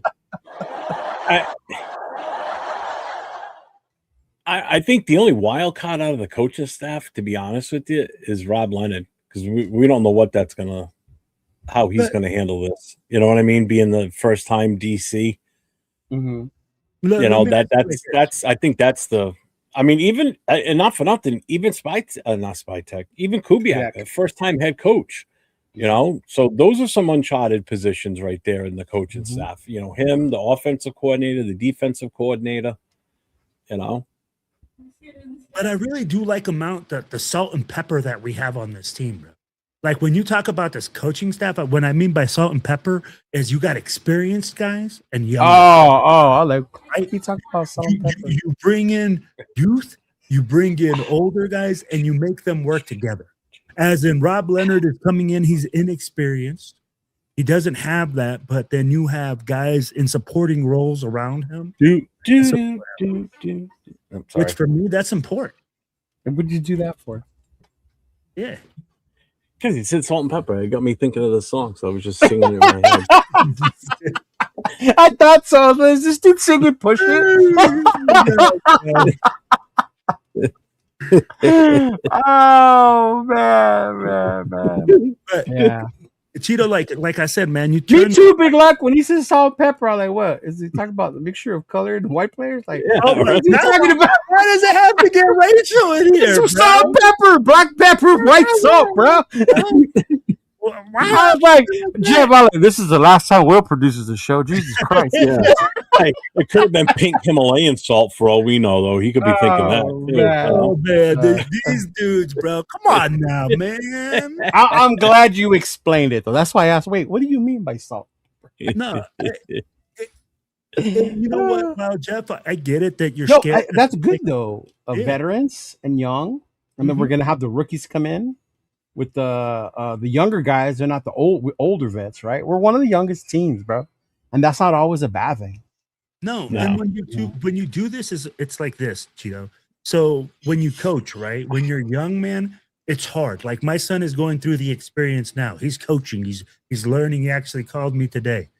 You got Brandon Carroll. You go, yeah. I got Brandon Carroll for real. Like my son is Brandon Carroll right now. Like he's living his life, Jesus. But. Like, oh, bro, like he called me and said, Dad, hey, what's the positioning and how does the footwork have to go? Right. But he's asking the right questions, right? He's learning. And that's where you go with Rob Leonard, right? He's going to learn, man. He's going to make mistakes. But when you have those guys that are around him that have that experience, they can be like, hey, man, do this. Hey, you know what? This isn't going to work out. And I really do see these teams being able to, or these guys working together. And this coaching staff actually being cohesive. I'd be like, bro, they took a picture of them going freaking hiking together. They're trying to build that culture and that team. To build that team, that camaraderie when you do stuff like that. Yeah. Mm-hmm. Yeah, so I really do feel like that's going to change a lot of things. Yeah. Holy cow. No, I do. You're the close to the chat. Yeah. Holy shit. Sorry, guys. Our chat is a wild one, bro. Our chat is a wild one. Yeah. Yeah. Holy shoot. Right. That's crazy. That's crazy. Wait. Whose nickname is Did I miss something? Who is Shower Time? Wilkins. You know how in the XFL they used to have nicknames like He Hate Me, stuff like that? So the question was, if Christian Wilkins was in the XFL, what would his nickname be? And of course, Dixon, Headmaster, had me fucking dying, and the chat has just been going since then. Headmaster, Freaky Master, Shower Time. Slippery when wet. Oh Lord. Yeah, Pete, that's a good one. See. Oh man. Forehead kisses. Yeah, whatever it is, bro. Tender. Yeah. It's oh man. Yeah. But when you bring in like all those things, and you said Cheeto bad, That to me, you're absolutely correct, bro. I'll give it hands down to you that is the biggest fucking signing that the Raiders have had this whole offseason. I'll be like, and it's been crazy to think about it, but yeah, no matter what player we bring in, I feel confident that we can actually like have him grow and develop. Yeah, bro. That's why I was saying it was a process when we started our off-season shows, right? Who are the Raiders going to draft? Who are they going to sign? Like, bro, can we get a coach first? Yeah, right. Exactly. Like steps, y'all. There's steps to it. Once we got Kubiak, all right. Who are they going to draft? Can we go through free agency first? Yeah, right? Can we fill out the rest of the staff first too? I mean, finally looks like we just finally hired a head QB coach, which we haven't gotten to yet tonight. Yeah, we got the QB coach now. That happened this afternoon. Yeah, we actually have a QB coach now. He was Eli Manning's quarterback coach when his run with the Giants. Mm-hmm. Yeah, what did he come over from the Steelers? Yeah. Slong Dong Silkins. Oh Lord. Oh Lordy, Lordy, Lordy, Lord. Oh my Lord. The chat is insane, y'all. The chat, look, the chat. Silky chocolate. Oh man. We should have a vote, like, right? Have a vote, the chat, which is the one they love the most, and then I'll have the nameplate made and we'll make that into a jersey. Oh my God. I'm gonna ask you two guys this. If there's any player that you can draft in this draft that you want to see in silver and black, any player, what player is it and why? Oh, I got that easy. Tito. Jacob Rodriguez. Why? Ooh. I love him. I love the way he plays, his style. The linebacker position. The only thing is the way this draft is unfolding. I don't know if he's going to be the one that we end up taking because we picked so high in the second round. You know, would it be a reach at 36? He was one of my favorite players to watch. That Texas Tech defense was so good. He was one of the players I watched, and then he was just one of my favorite college players this year.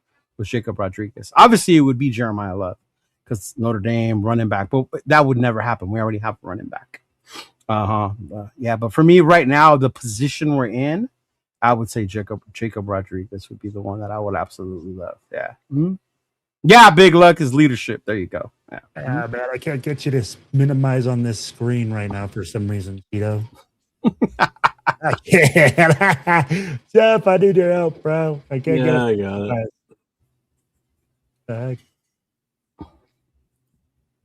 I don't know. There it is. Oh, yeah. Oh. You got to take the banner off because you can't click on it. Jeff, go ahead. Or you could just do this, click that, and then click the small picture next to you. You look at your camera down below. Do it there. Okay. Right. But Jeff, I think you want my answer now? Yeah, I think you're going to be extremely, extremely disappointed or surprised.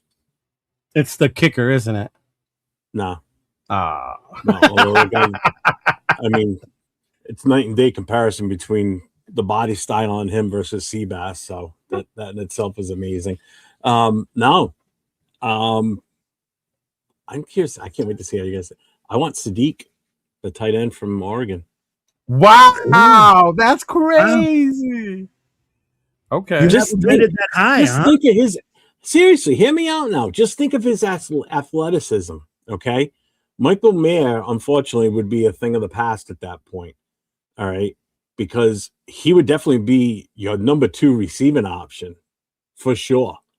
It would be him and Brock Bowers out there, and think of that lethal combination with those two out there. I mean, this kid could actually play wide receiver. He's that big, that fast, that strong. If he can, then why isn't he playing wide receiver? Huh? If he can, then why hasn't he played wide receiver? I don't know, but I'm just on an NFL level. Why not? That would be if I had to pick. Like if I could say I want that guy, and we have no shot at anyone else. Oh my God. I mean, I think it would be the same thing as taking Brock Bowers when we took him. Oh, I mean, the kid's an athlete. Definitely won the Underworld Olympics. Yeah. Mm-hmm. Well, it's not just that too. I mean, it's just his playability, his just look at him. I mean, the guy's. No, I get you. Yeah. I mean, he could be a DK Metcalf style. I mean, it's funny how you went to. I don't want to move people to a position they're not, but you're going to move this guy to wide receiver. Yeah, but he could play it as a high. He could play.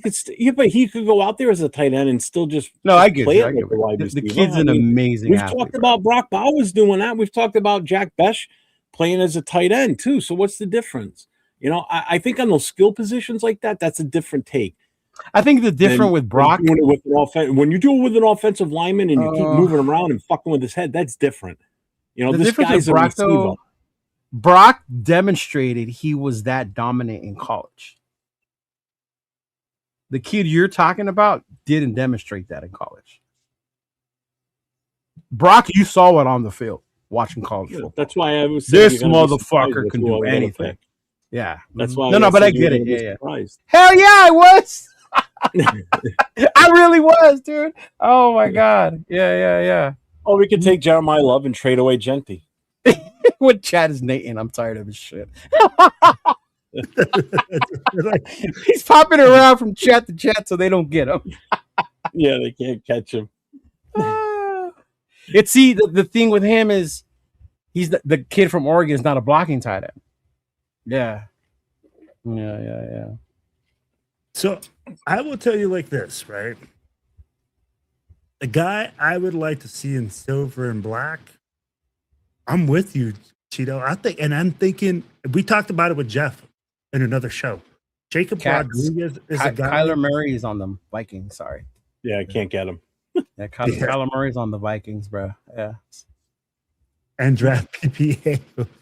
Hey man, you're 2 weeks too late, bro.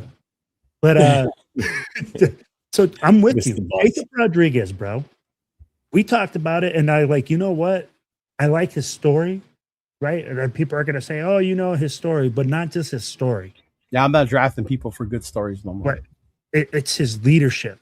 It's the way that he presents himself. And when you talk about guys that have been in the service, guys that go like, hey, when you look at leadership, you guys, I look for a guy that leads by example. What happened to Trey Taylor? Didn't we draft him out of Air Force? Wasn't he in the service? Yes. I have no idea what happened to Trey Taylor. He fell off the face of the earth. Right? But I mean, like, I think you want a guy that's a leader, man. A guy that's going to come in there and have a fiery spirit. A guy that you go in there and you're like, hey, he also got to play ball, though. He plays, though, bro. Hey, I mean, if we wanted leaders, bro, Navy, Air Force, Army, they would all get drafted before anyway. Hey, I'll tell you right now, bro, some of those offensive linemen block better than some dudes I've seen in the NFL. Then why don't they get drafted? Right, because some of them have to go to service and they're undersized. Undersized.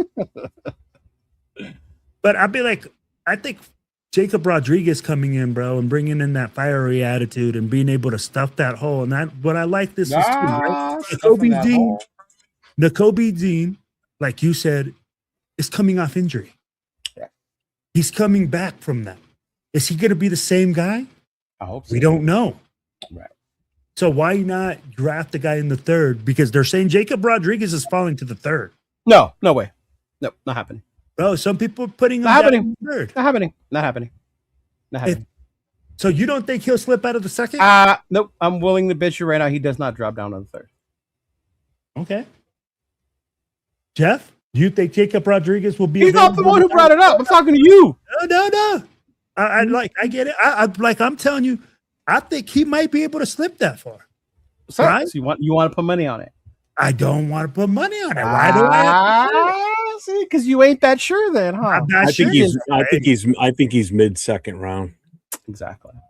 I don't think he makes it out of the second. No. If we didn't have such a big need for nose tackle in the second round, I would. And that's why I brought it up, because you're saying that because you want him to fall to the third.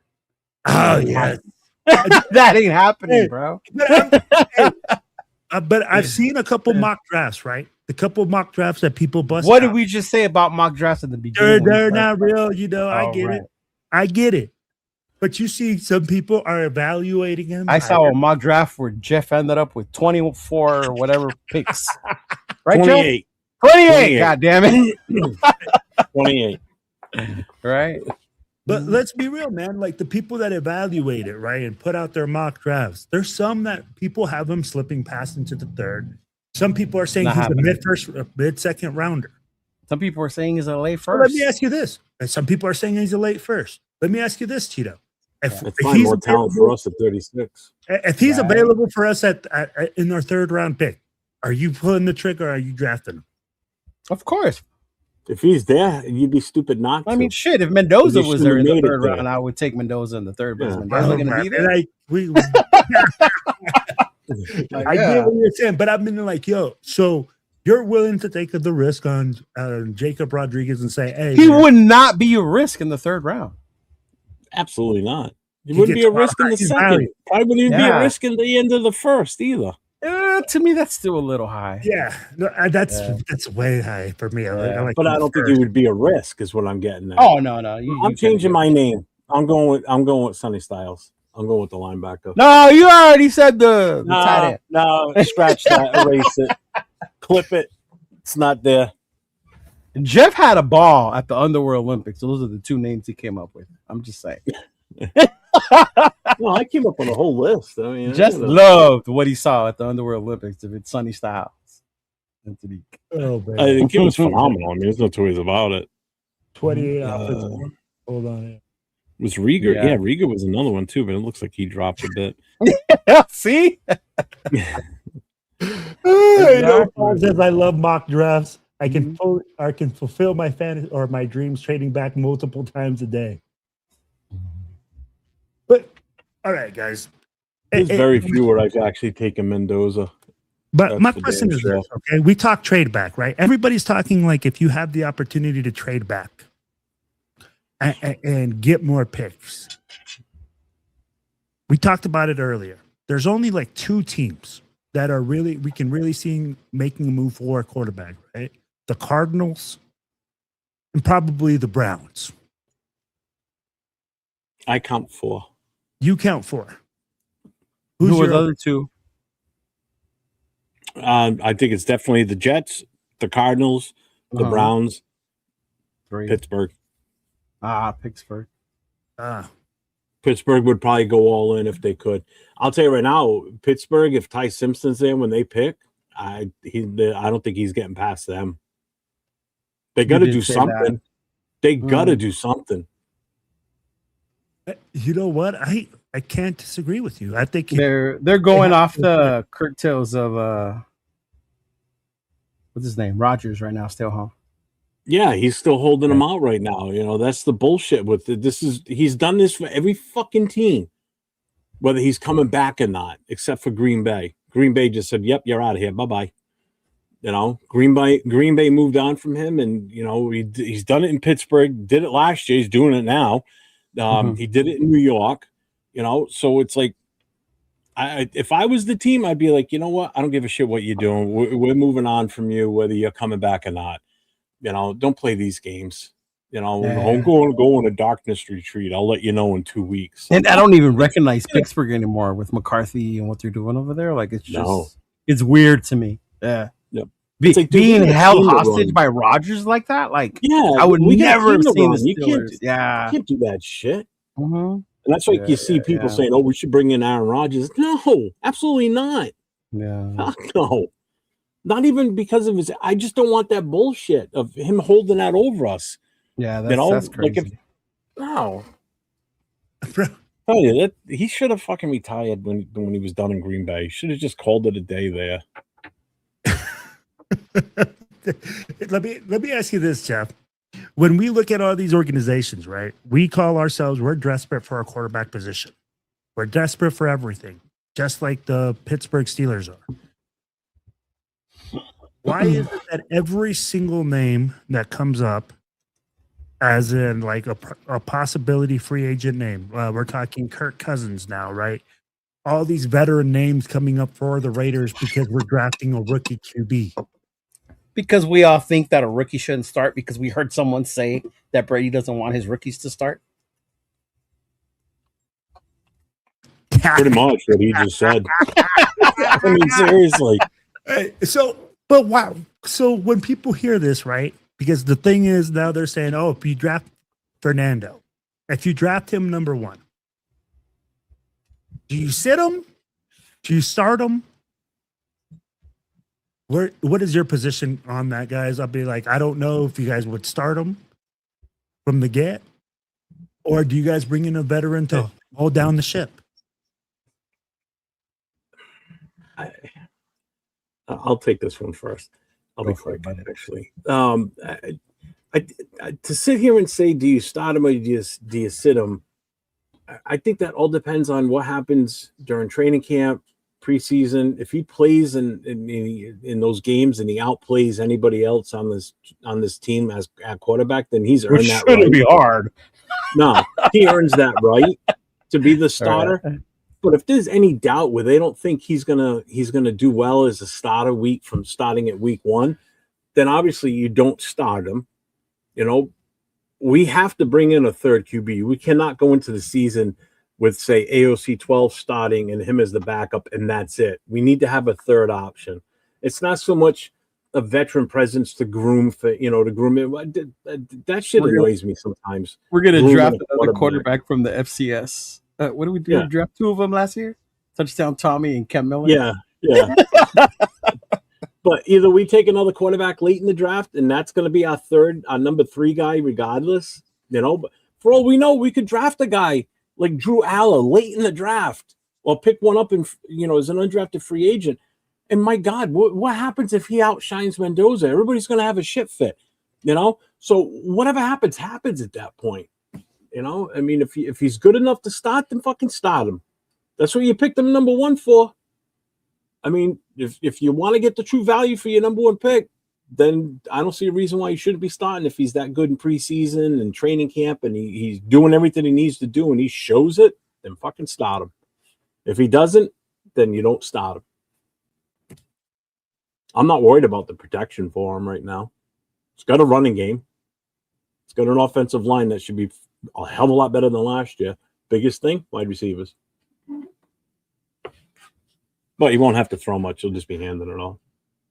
And 5-yard dumpers to back shoulder fades. Yeah. 5-yard fades. Back shoulder. Cheeto. What up, man? I get it. Jeff is saying you got to win it out in preseason. You got to be the guy. QBs nowadays are different than I think that mentality of they have to sit is a little different. But I also think that you have to make sure they're ready before you put them out there. If you think about when Derek Carr went out there and he beat whoever was supposed to be your starter that year, he demonstrated Matt Schwab. He beat Schwab. He showed leadership. He showed that the team was going to get behind him, even though we only won a couple games that year. But you saw that the position had somewhat of a thing, right? So if Mendoza can come into this season and do the same, then I wouldn't be opposed to him starting. Honestly, not really, right? If we're coming into the season and it's going to happen, it's going to be like AOC's throwing dimes. Hondo saying that AOC just looks like a whole nother quarterback. All that's going to come out because that's what happens in the offseason, right? But at the end of the day, this kid was drafted number 1. He's going to start eventually. It's just a matter of when Kubiak and his coaches think he's ready, right? One thing that I would want, and I don't know if they would do it, but I would do as a coach, is make sure that line is stable enough so that we don't destroy this kid. If that line's holding its own and it's like, okay, this is a lot better, but if it's still struggling and we need to fix it, throw Aiden back there for a little bit. Fuck it. And you won't know that until preseason hits. Right. And you're not going to know it during the training camp. Right, Will? We discussed this the other night, didn't we? Right? 100%. And we saw how bad the O-line was when preseason started. Remember, Jeff? Yes. Mm-hmm. We were like, what the hell was that? I've smacked Will in the face with some knowledge Saturday night that he didn't know about and was shocked. With the limited, guys, I'd be like, limited physical practice I mean, 28 practices total for a season. Full contact. 14 from the start of training camp until the last preseason week, and then 14 during the regular season. In that 14 out of the 18 weeks also includes postseason too. So you can only have 14 full padded contact practices the entire season, including playoffs. Not all of them, coach. So how physical can these guys get? Especially rookies. Rookies are the ones that get the biggest injustice in this. So their full contact doesn't come until they actually get in a preseason game. Yeah. Lincoln talks about it all the time, Will. All the time. It's horrible now with this collective bargaining agreement and the rules that they've got in training camp and practices. They guarantee they have to give them a day off. They can't you can't do consecutive weeks of you can't stockpile your days. So if you go 3 weeks without a physical practice, you can't do 2 days that week. You can only do one a week, but you can only do it 14 times in the entire season. That's fucking crazy. So 14 times. You could go 2 weeks and not have a physical practice. It's nuts. It's absolutely nuts. That's why people like Jeff and Link were so mad last year that those young kids weren't getting playing time. And everybody was like, well, they're not showing it in practice. What practice? Yeah. They're not doing shit. No. Do you realize that 90% of the time in practice, it's either shorts and T-shirts or it's helmets and shorts and T-shirts. They only put pads on, the shoulder pads on and pants 1 day a week. And that's it. The rest of it's all fucking helmets, walkthroughs. You can still do 2 a days, but one of those sessions have to either be walkthroughs or film sessions. Can't be out on the field and like physically running around or whatever. So if you do 2 a days, one of your sessions during the day is full physical activity, but no contact, because you can't do contact on 2 a days. And the other one has to either be limited walkthroughs or film sessions. That's how fucked up it is. That's how pussified the NFL is. But it boggles my mind how they still get hurt at practice. Yeah. Will brought it up perfect on Saturday night. He goes, how the hell do I teach a kid to tackle the right way with all the rule changes in the NFL too? With these guys, with the hip drops, the horse collars and all that. You're teaching them on a tackling dummy. Yeah. That's what you're doing. And then you wonder why our team was so bad last year, because not only were our coaches not coaching, they didn't get the proper enough of time to even coach with these guys. That's the worst part. So it's twofold for us last year. Horrible coaching and not even having the ability to coach the right way.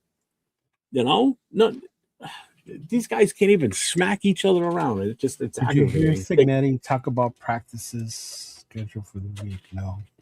Wonder it was the most limited offensive scheme I've seen in college level. Yeah. Well, and here's the thing, Cheeto.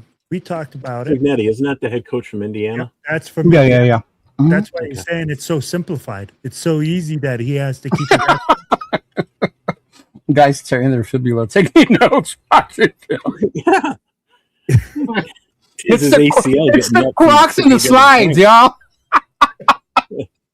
It's the Crocs and the slides. Oh, shout out to Crocs. Oh my God.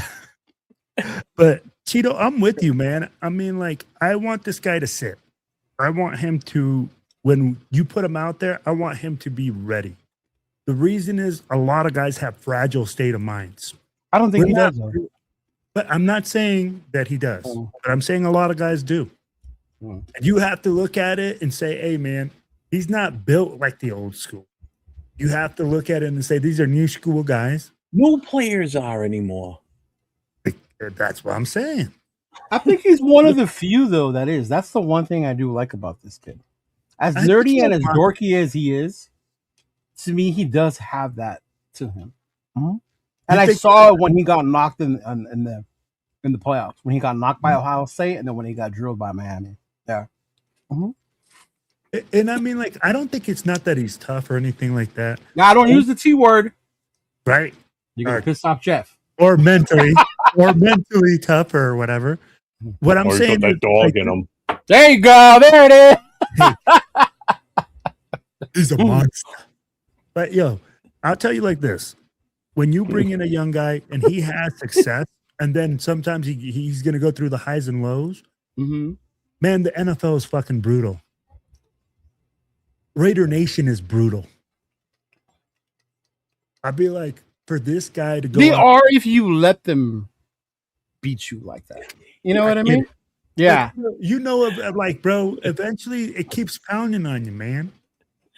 And you know, bro, we've all been at games where there's some dudes that you're like, I can't believe this mother. I know why he got flipped off. I know why he's acting like you know this. Like we all know this. Listen, I didn't do nothing. Yeah, I didn't do nothing, right? I didn't do nothing. Yeah. But the guy literally looks at you and says, "Fuck you." Like, I didn't do nothing, bro. I didn't say nothing. Jamba dedicated to the UFL. He's just see that's what Raider Pizza said is exactly what I explained on Saturday night too. You know, they can't, when they do the walkthroughs or when they're in full pads, they can't hit, like they can't tackle it. You physically cannot tackle anybody. If you do, you get fined in practice. Okay. So you can't tackle anybody. You can't hit a receiver. You can't hit the running back. As soon as you make that wrap up thud sound, plays over, stops right there. That's what it is. They play to the thud. That's what they call it. That's so detrimental to the game. It's only a matter of time before this league turns into the flag football league. That's what it's going to come to. So, and I'll ask you guys this. Now that we talk about that and going high thud and doing all that, is that the reason why we're missing so many tackles in the league? Oh, I put money on that. We're sitting here going against dummies, like Cheeto said. You got to remember, dummies. You had to retrain people how to tackle, how to hit. Yeah. The way we were taught was you just threw your whole fucking body in there like a missile. Oh, yeah. You went for the kill. Might not have been the smartest thing in the world, but hey, that's what we did, right? So you had to retrain that out of the athletes already. And then now you're limiting how much contact you can have in practice. It's going to go with one with the other, bro. It was going to happen. Yeah. Mm-hmm. You know how hard it is to be a DB in the league nowadays? You can't even breathe on these motherfuckers without that flag coming out, bro. But we talked about it as well. A defensive lineman, bro. How are you supposed to stop your momentum from falling on top of it? You are 350 pounds of pure mamma jamma. Yeah. Yep. Like, how are you going to stop yourself from falling on top of this guy? Right?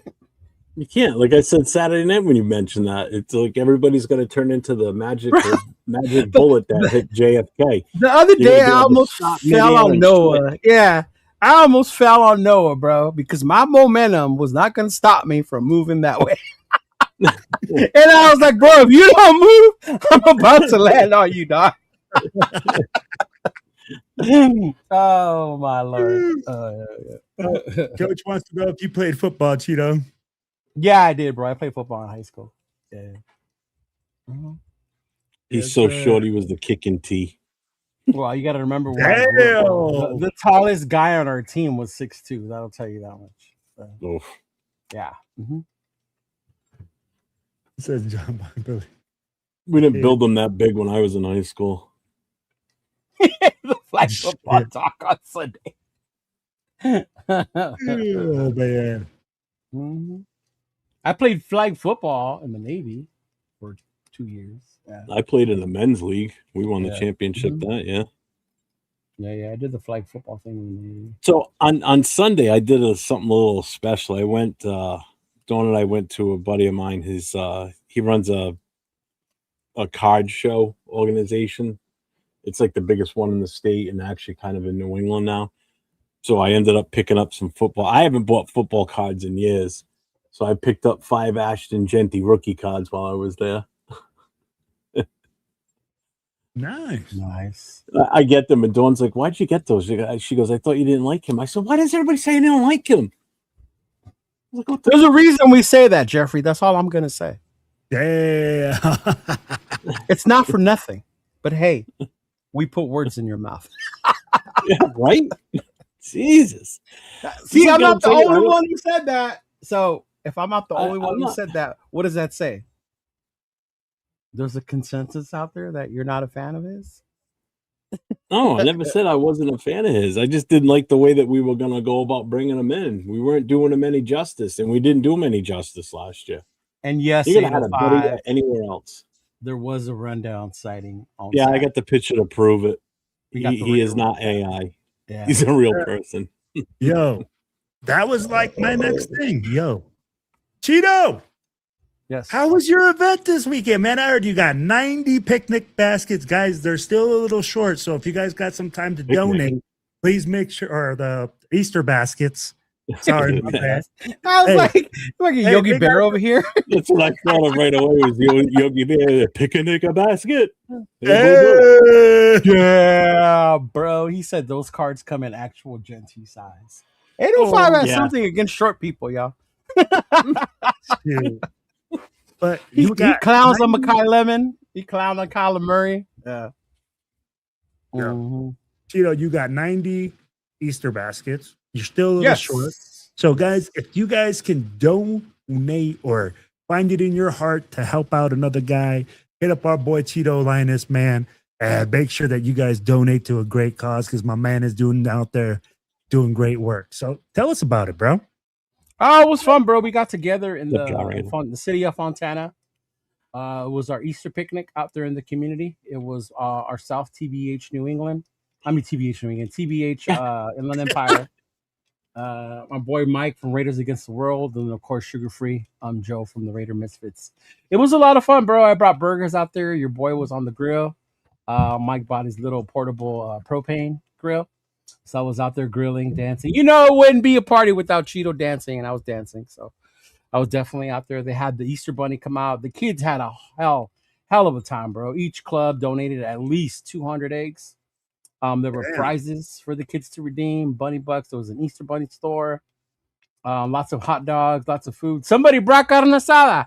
I just saw it on the table, opened it up, threw it on the grill, and said, "Hey, man, it's ready." So I was just out there cooking, man. That was a good old time. Shout out to my boy Mariachi. He was out there. My homegirl Raider Villa, she was out there as well. Came down from up north. Mariachi came from Texas. His parents actually live in the IE, so they live nearby. So he was out here to visit them. So he swung by. Shout out to TNBC, man. They came through. They donated 25 Easter baskets themselves. And then shout out to everybody that came through. Like I said, we gathered around 90. Our goal was 150. Then with whatever money we had left over, and then of course shout out to my boy Jeff. That's why I had your club in my mind. Shout out to TBH New England. They donated $50 as well the day after. So I'm going to go ahead and pick up the rest of the baskets that I need to bring in, and then we're going to donate them on Thursday. Thursday morning. So you'll see a video come out of us going over to the organization, and we're going to go ahead and donate them. So that'll be fun. I'm going to wear my 909 Raider jersey that day, so it'll say TBHIE, so you'll know which one is me. But yeah, man, it was fun. It was a lot of fun, man. It was a lot of fun out there. Got to meet a bunch of different new people that were from Fontana, that saw our flyers and just happened to be in the community, right? Yeah, they just came through. I saw your flyer, come and check it out. So we welcomed them with open arms.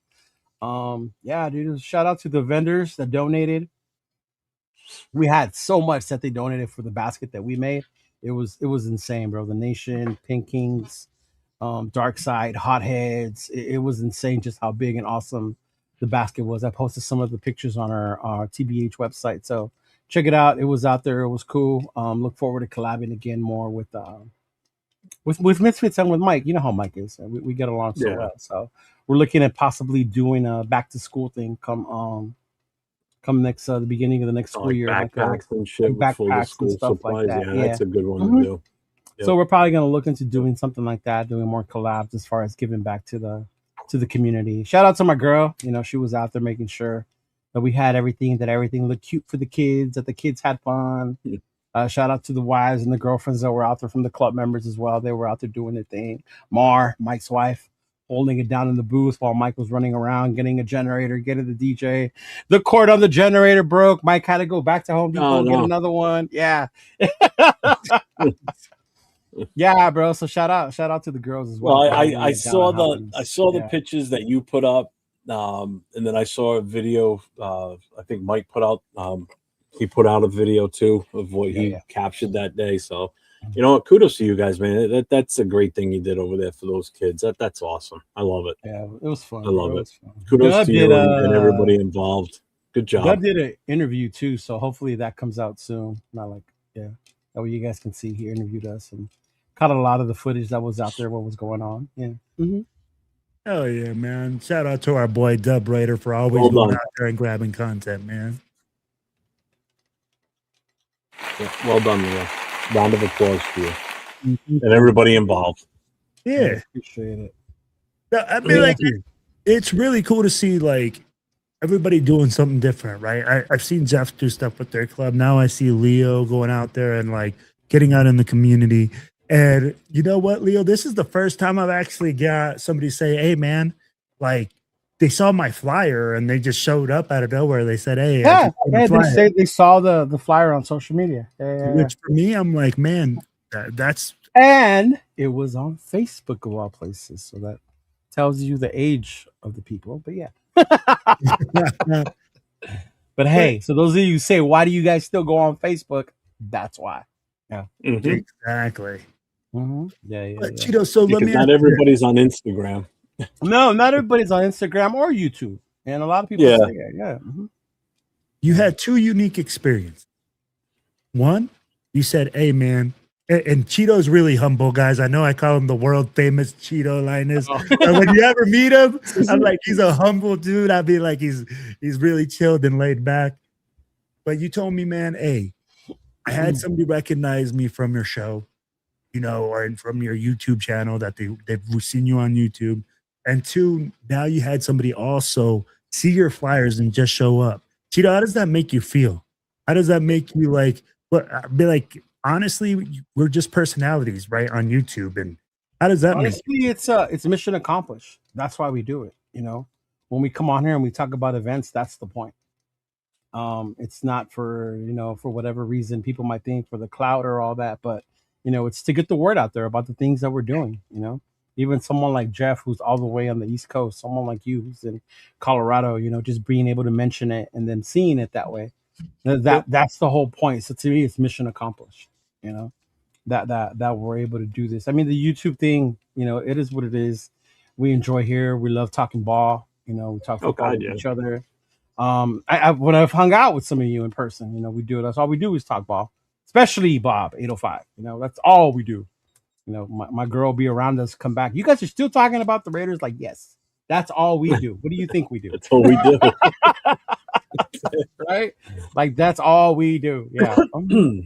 So yeah, it's just cool to be able to do that. I didn't get to do much of that on Saturday, but then again, like I said, I guess I'm used to doing this, so took the initiative to just start cooking, making the hamburgers, the hot dogs, and stuff like that. So just to get it out there. So it's definitely cool to be able just to hang out with people and stuff like that. Yeah. Fucking coach. I would do it for the crowd. No, man. Hey, and guys, we got a couple other events that are going to be happening. I know that I don't have the flyers, but we have the bill. What? Producer, you don't have the flyers? I don't have the flyers, man. I don't know what I did with the flyers. I couldn't bring them up. A good thing we got Jeff here. Jeff is the flyer guy. Yeah, Jeff is the flyer guy. But TBH Sacramento will be having their draft party up there at Shenanigans. Make sure that you guys hit them up, man. Bill Romanowski will be in the house. All sorts of people will be in the house. Yeah. You reminded me of one. Go ahead. There we go. Oh, sorry. Hey, make sure that you guys head out there to Citrus Heights. Support our brother, freaking Steven Chavez and TBH Sacramento, man. They're a great group. Carmen will be up there. They'll take great care of you. And hey, what up, Big Easy? TBH. What's up, Big Easy? House, baby. Cheeto, you got another. This is so true, Bob. MC Raider couldn't handle all the Raider talk. Hey. Yeah, Arizona. West Valley. So West Valley, Arizona. Right. Keep out for them. They have their diehards. Diehards is having their draft party, and they're gonna have Lester Hayes. Lester Hayes is gonna be in there, doing autographs and things like that. So if you're there in Arizona, make sure you look up Diehards and find their event for the Lester Hayes signing that's going to be happening. And then, of course, TBH one at the Palms, right? The day of the draft, Thursday. The draft party. Cheeto, will you be there? What's that? At the draft party? No, because you're going to be at the draft, right? I'm not going. No, he's not good. No.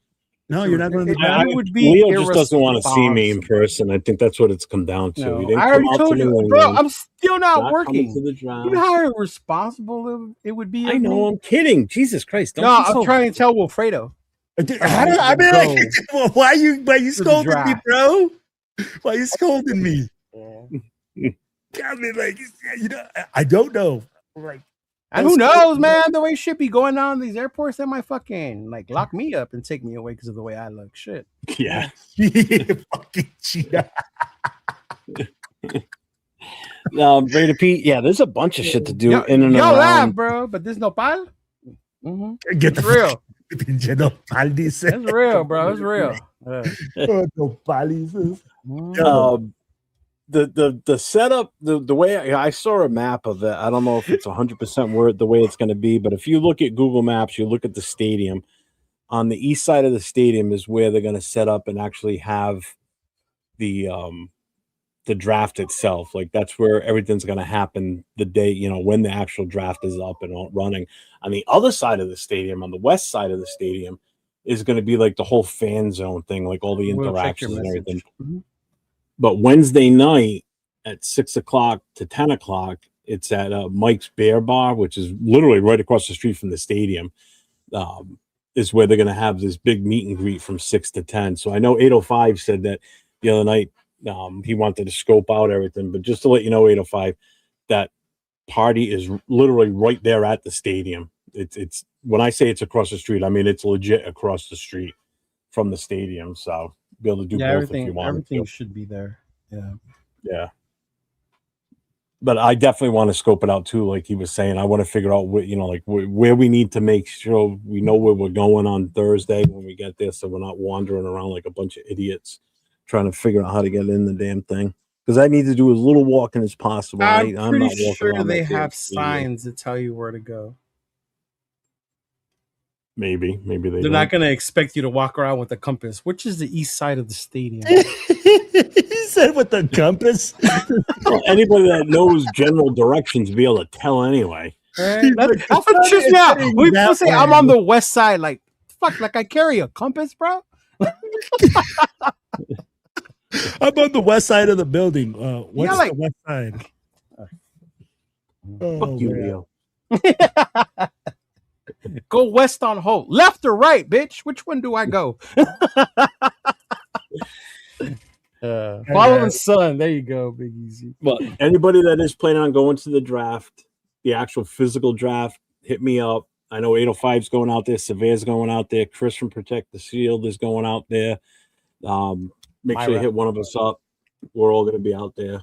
So I can't wait, man. I know Mike's going. Mike and Mara are going now. Yeah. Mike told me he's going. I talked to him this weekend. Yeah. I think Predator. I think Anthony's going too. I know Scream's going. Man, that's gonna be awesome. So, you know what we did in Detroit? We followed the signs. Fanzo draft. Cool. I'm looking forward to actually, you know, the first night and obviously the second night, at least the second round.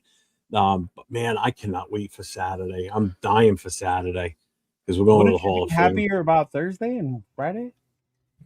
Oh yeah, I mean, the Hall of Fame. That's why. Yeah, on Saturday, hell yeah. I've right? never been, you know. So I think Mar and Mike are going to come with us too. So I can't. You just wait. have to have clear ones, Josh. Anytime you go somewhere, you got to have a clear bag, bro.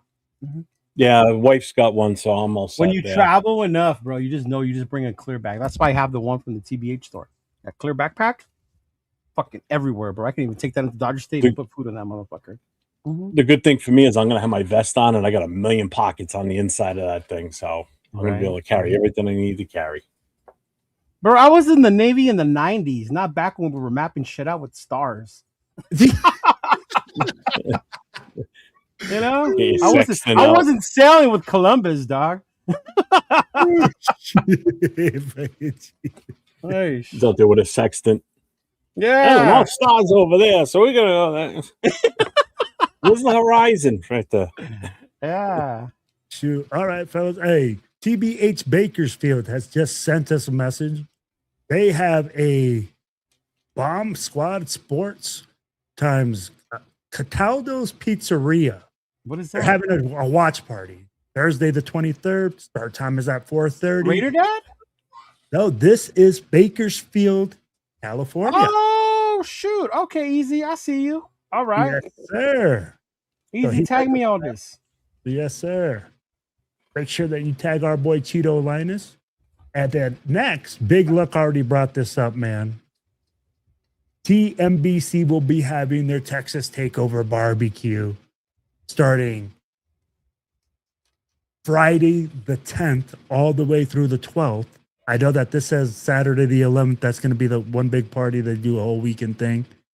So, hey, guys, if you guys are down there in Dallas, Fort Worth area, make sure you check them out. We'll be down there checking them out. Lots of stuff to do, man. Lots of great parties. But, hey, y'all, we've been on for like 2 hours, 2.5 hours. But, like, I know that it's the slow season. Right now, it's really like, we're waiting to see what happens with the draft. I bet we hit another low. But I want to know what your guys' final thoughts are. What are your guys' thoughts for the nation? And what do we got going on? It's not slow because once you hit the draft, then it's May. Then we have the schedule release. And you think our hopes are up now? Wait till the schedule comes out, bro. That's when you'll see Raider fans' hopes like, oh, bro, we're going to go 14-3. Like, hell no, we don't lose this many games. Like, yeah. Yeah. And then training camp will start. We'll see preseason, and then we'll start to settle in a little Well, don't bit. forget too. We get a head start on OTAs too. Yeah, because we have a new coach again. Maybe that's why they keep doing this. We keep getting new head coaches so we can stop practices. Yeah, that's not right. It hasn't been helping. So I'll be like, whatever it is, we need to make sure that we change stuff up. But at the end of the day, man, like I said, what is your thoughts? What's your final thoughts? Where do you guys want to like? Oh, Juan. So Holt in Pomona is one of the street where the day walkers and night walkers. I thought that was Figueroa. That's in LA, bro. You think there's only one? Come on, no. Yeah. Cheeto knows them all. I live by Holt. Yeah, I live by Holt. Next time I'll do Lyft, I'll take a video for you and I'll show you. Will. Oh man, no, bro, no. Hey, you know what, Cheeto? I've seen those TikToks, bro, where those guys are. Oh, there you go. Yeah. And yes, TMBC stands for the Nation Booster Club. Yeah. Yes. Yeah. See, there you go. Big Easy. V Street in Bakersfield. There.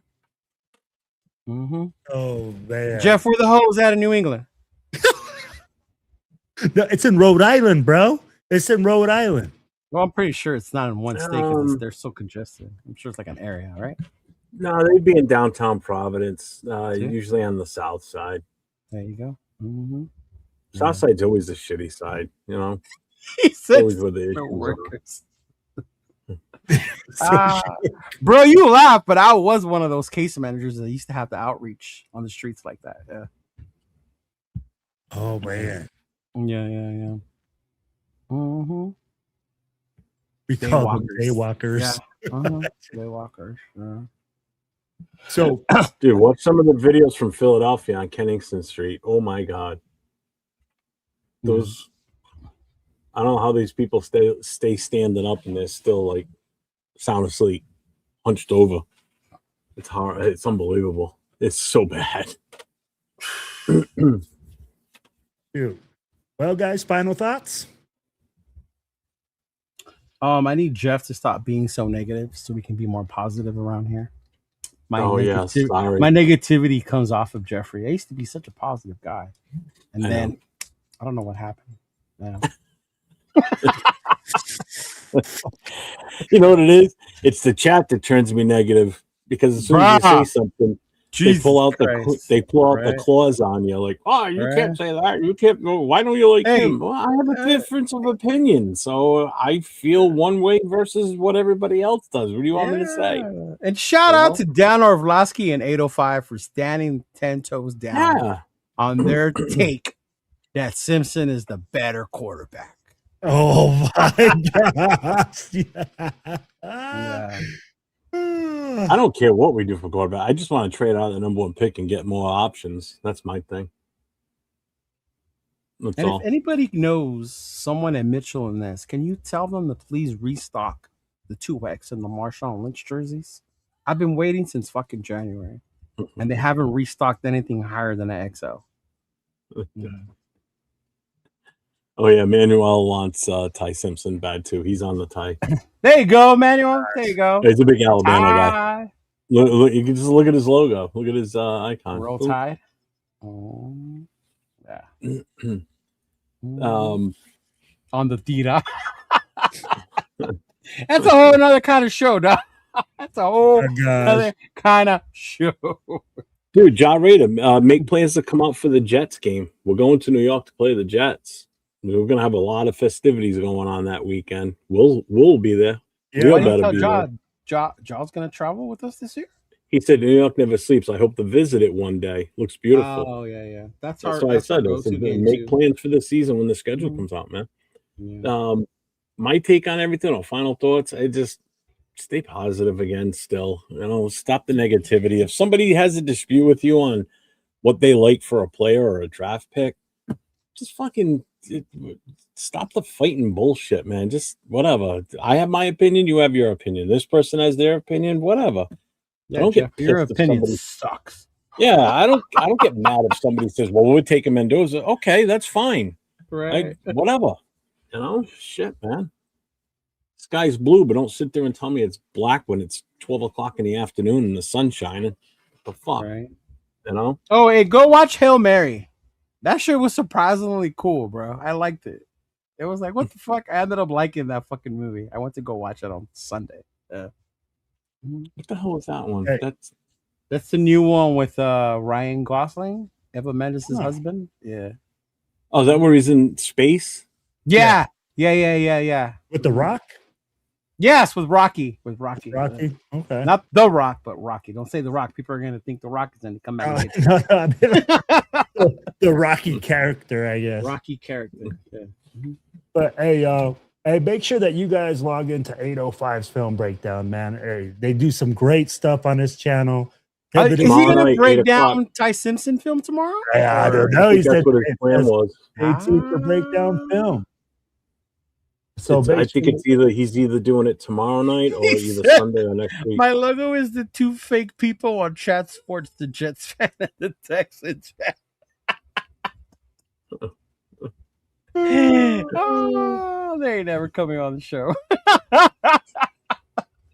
I was in their chat today talking shit again too. So yes, Coach. Project Hail Mary was great. Yeah. Not talking shit to them, just people that were just whatever.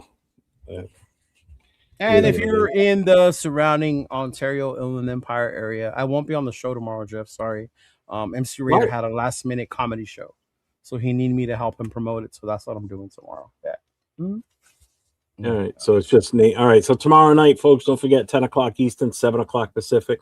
Raider Connection will be myself, Jay, and LV Raider 10. So if you haven't subbed to those other two channels, I'm going to try and come in live to get you guys footage of the comedy show with the Raider fans that show up, so you can see like how much. I'll try to do that. See if they let me, because it's at the Ontario Improv.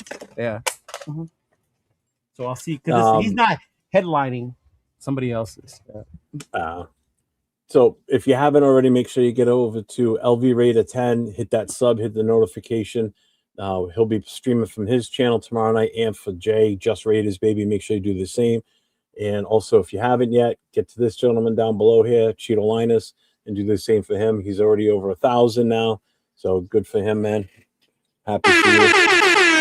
Next up is Will and Nate. We got to get them to their milestones. So 805 and Darnell Orlovsky have the same agent.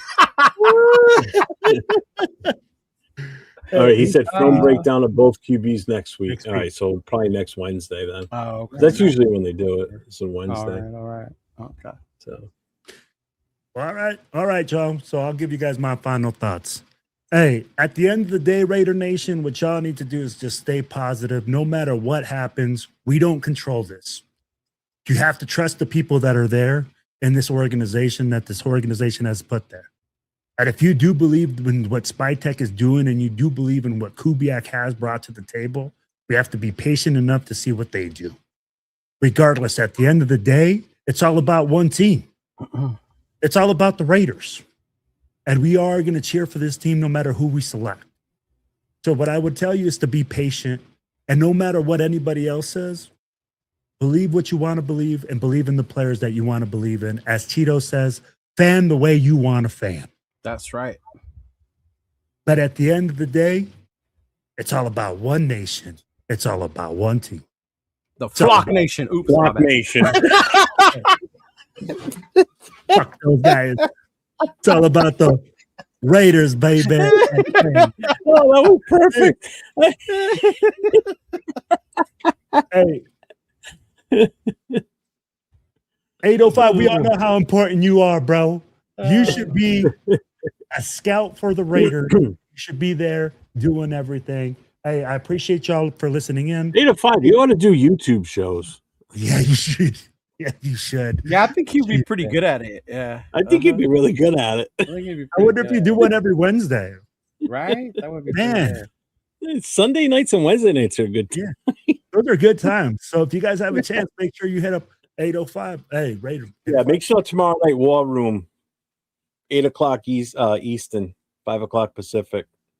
And then when you're done watching that, you can come on over to our channel and watch our stuff. Raider Connection. It's the Raider Connection show. Until next time, go Raiders, baby. Stay safe, go Raiders.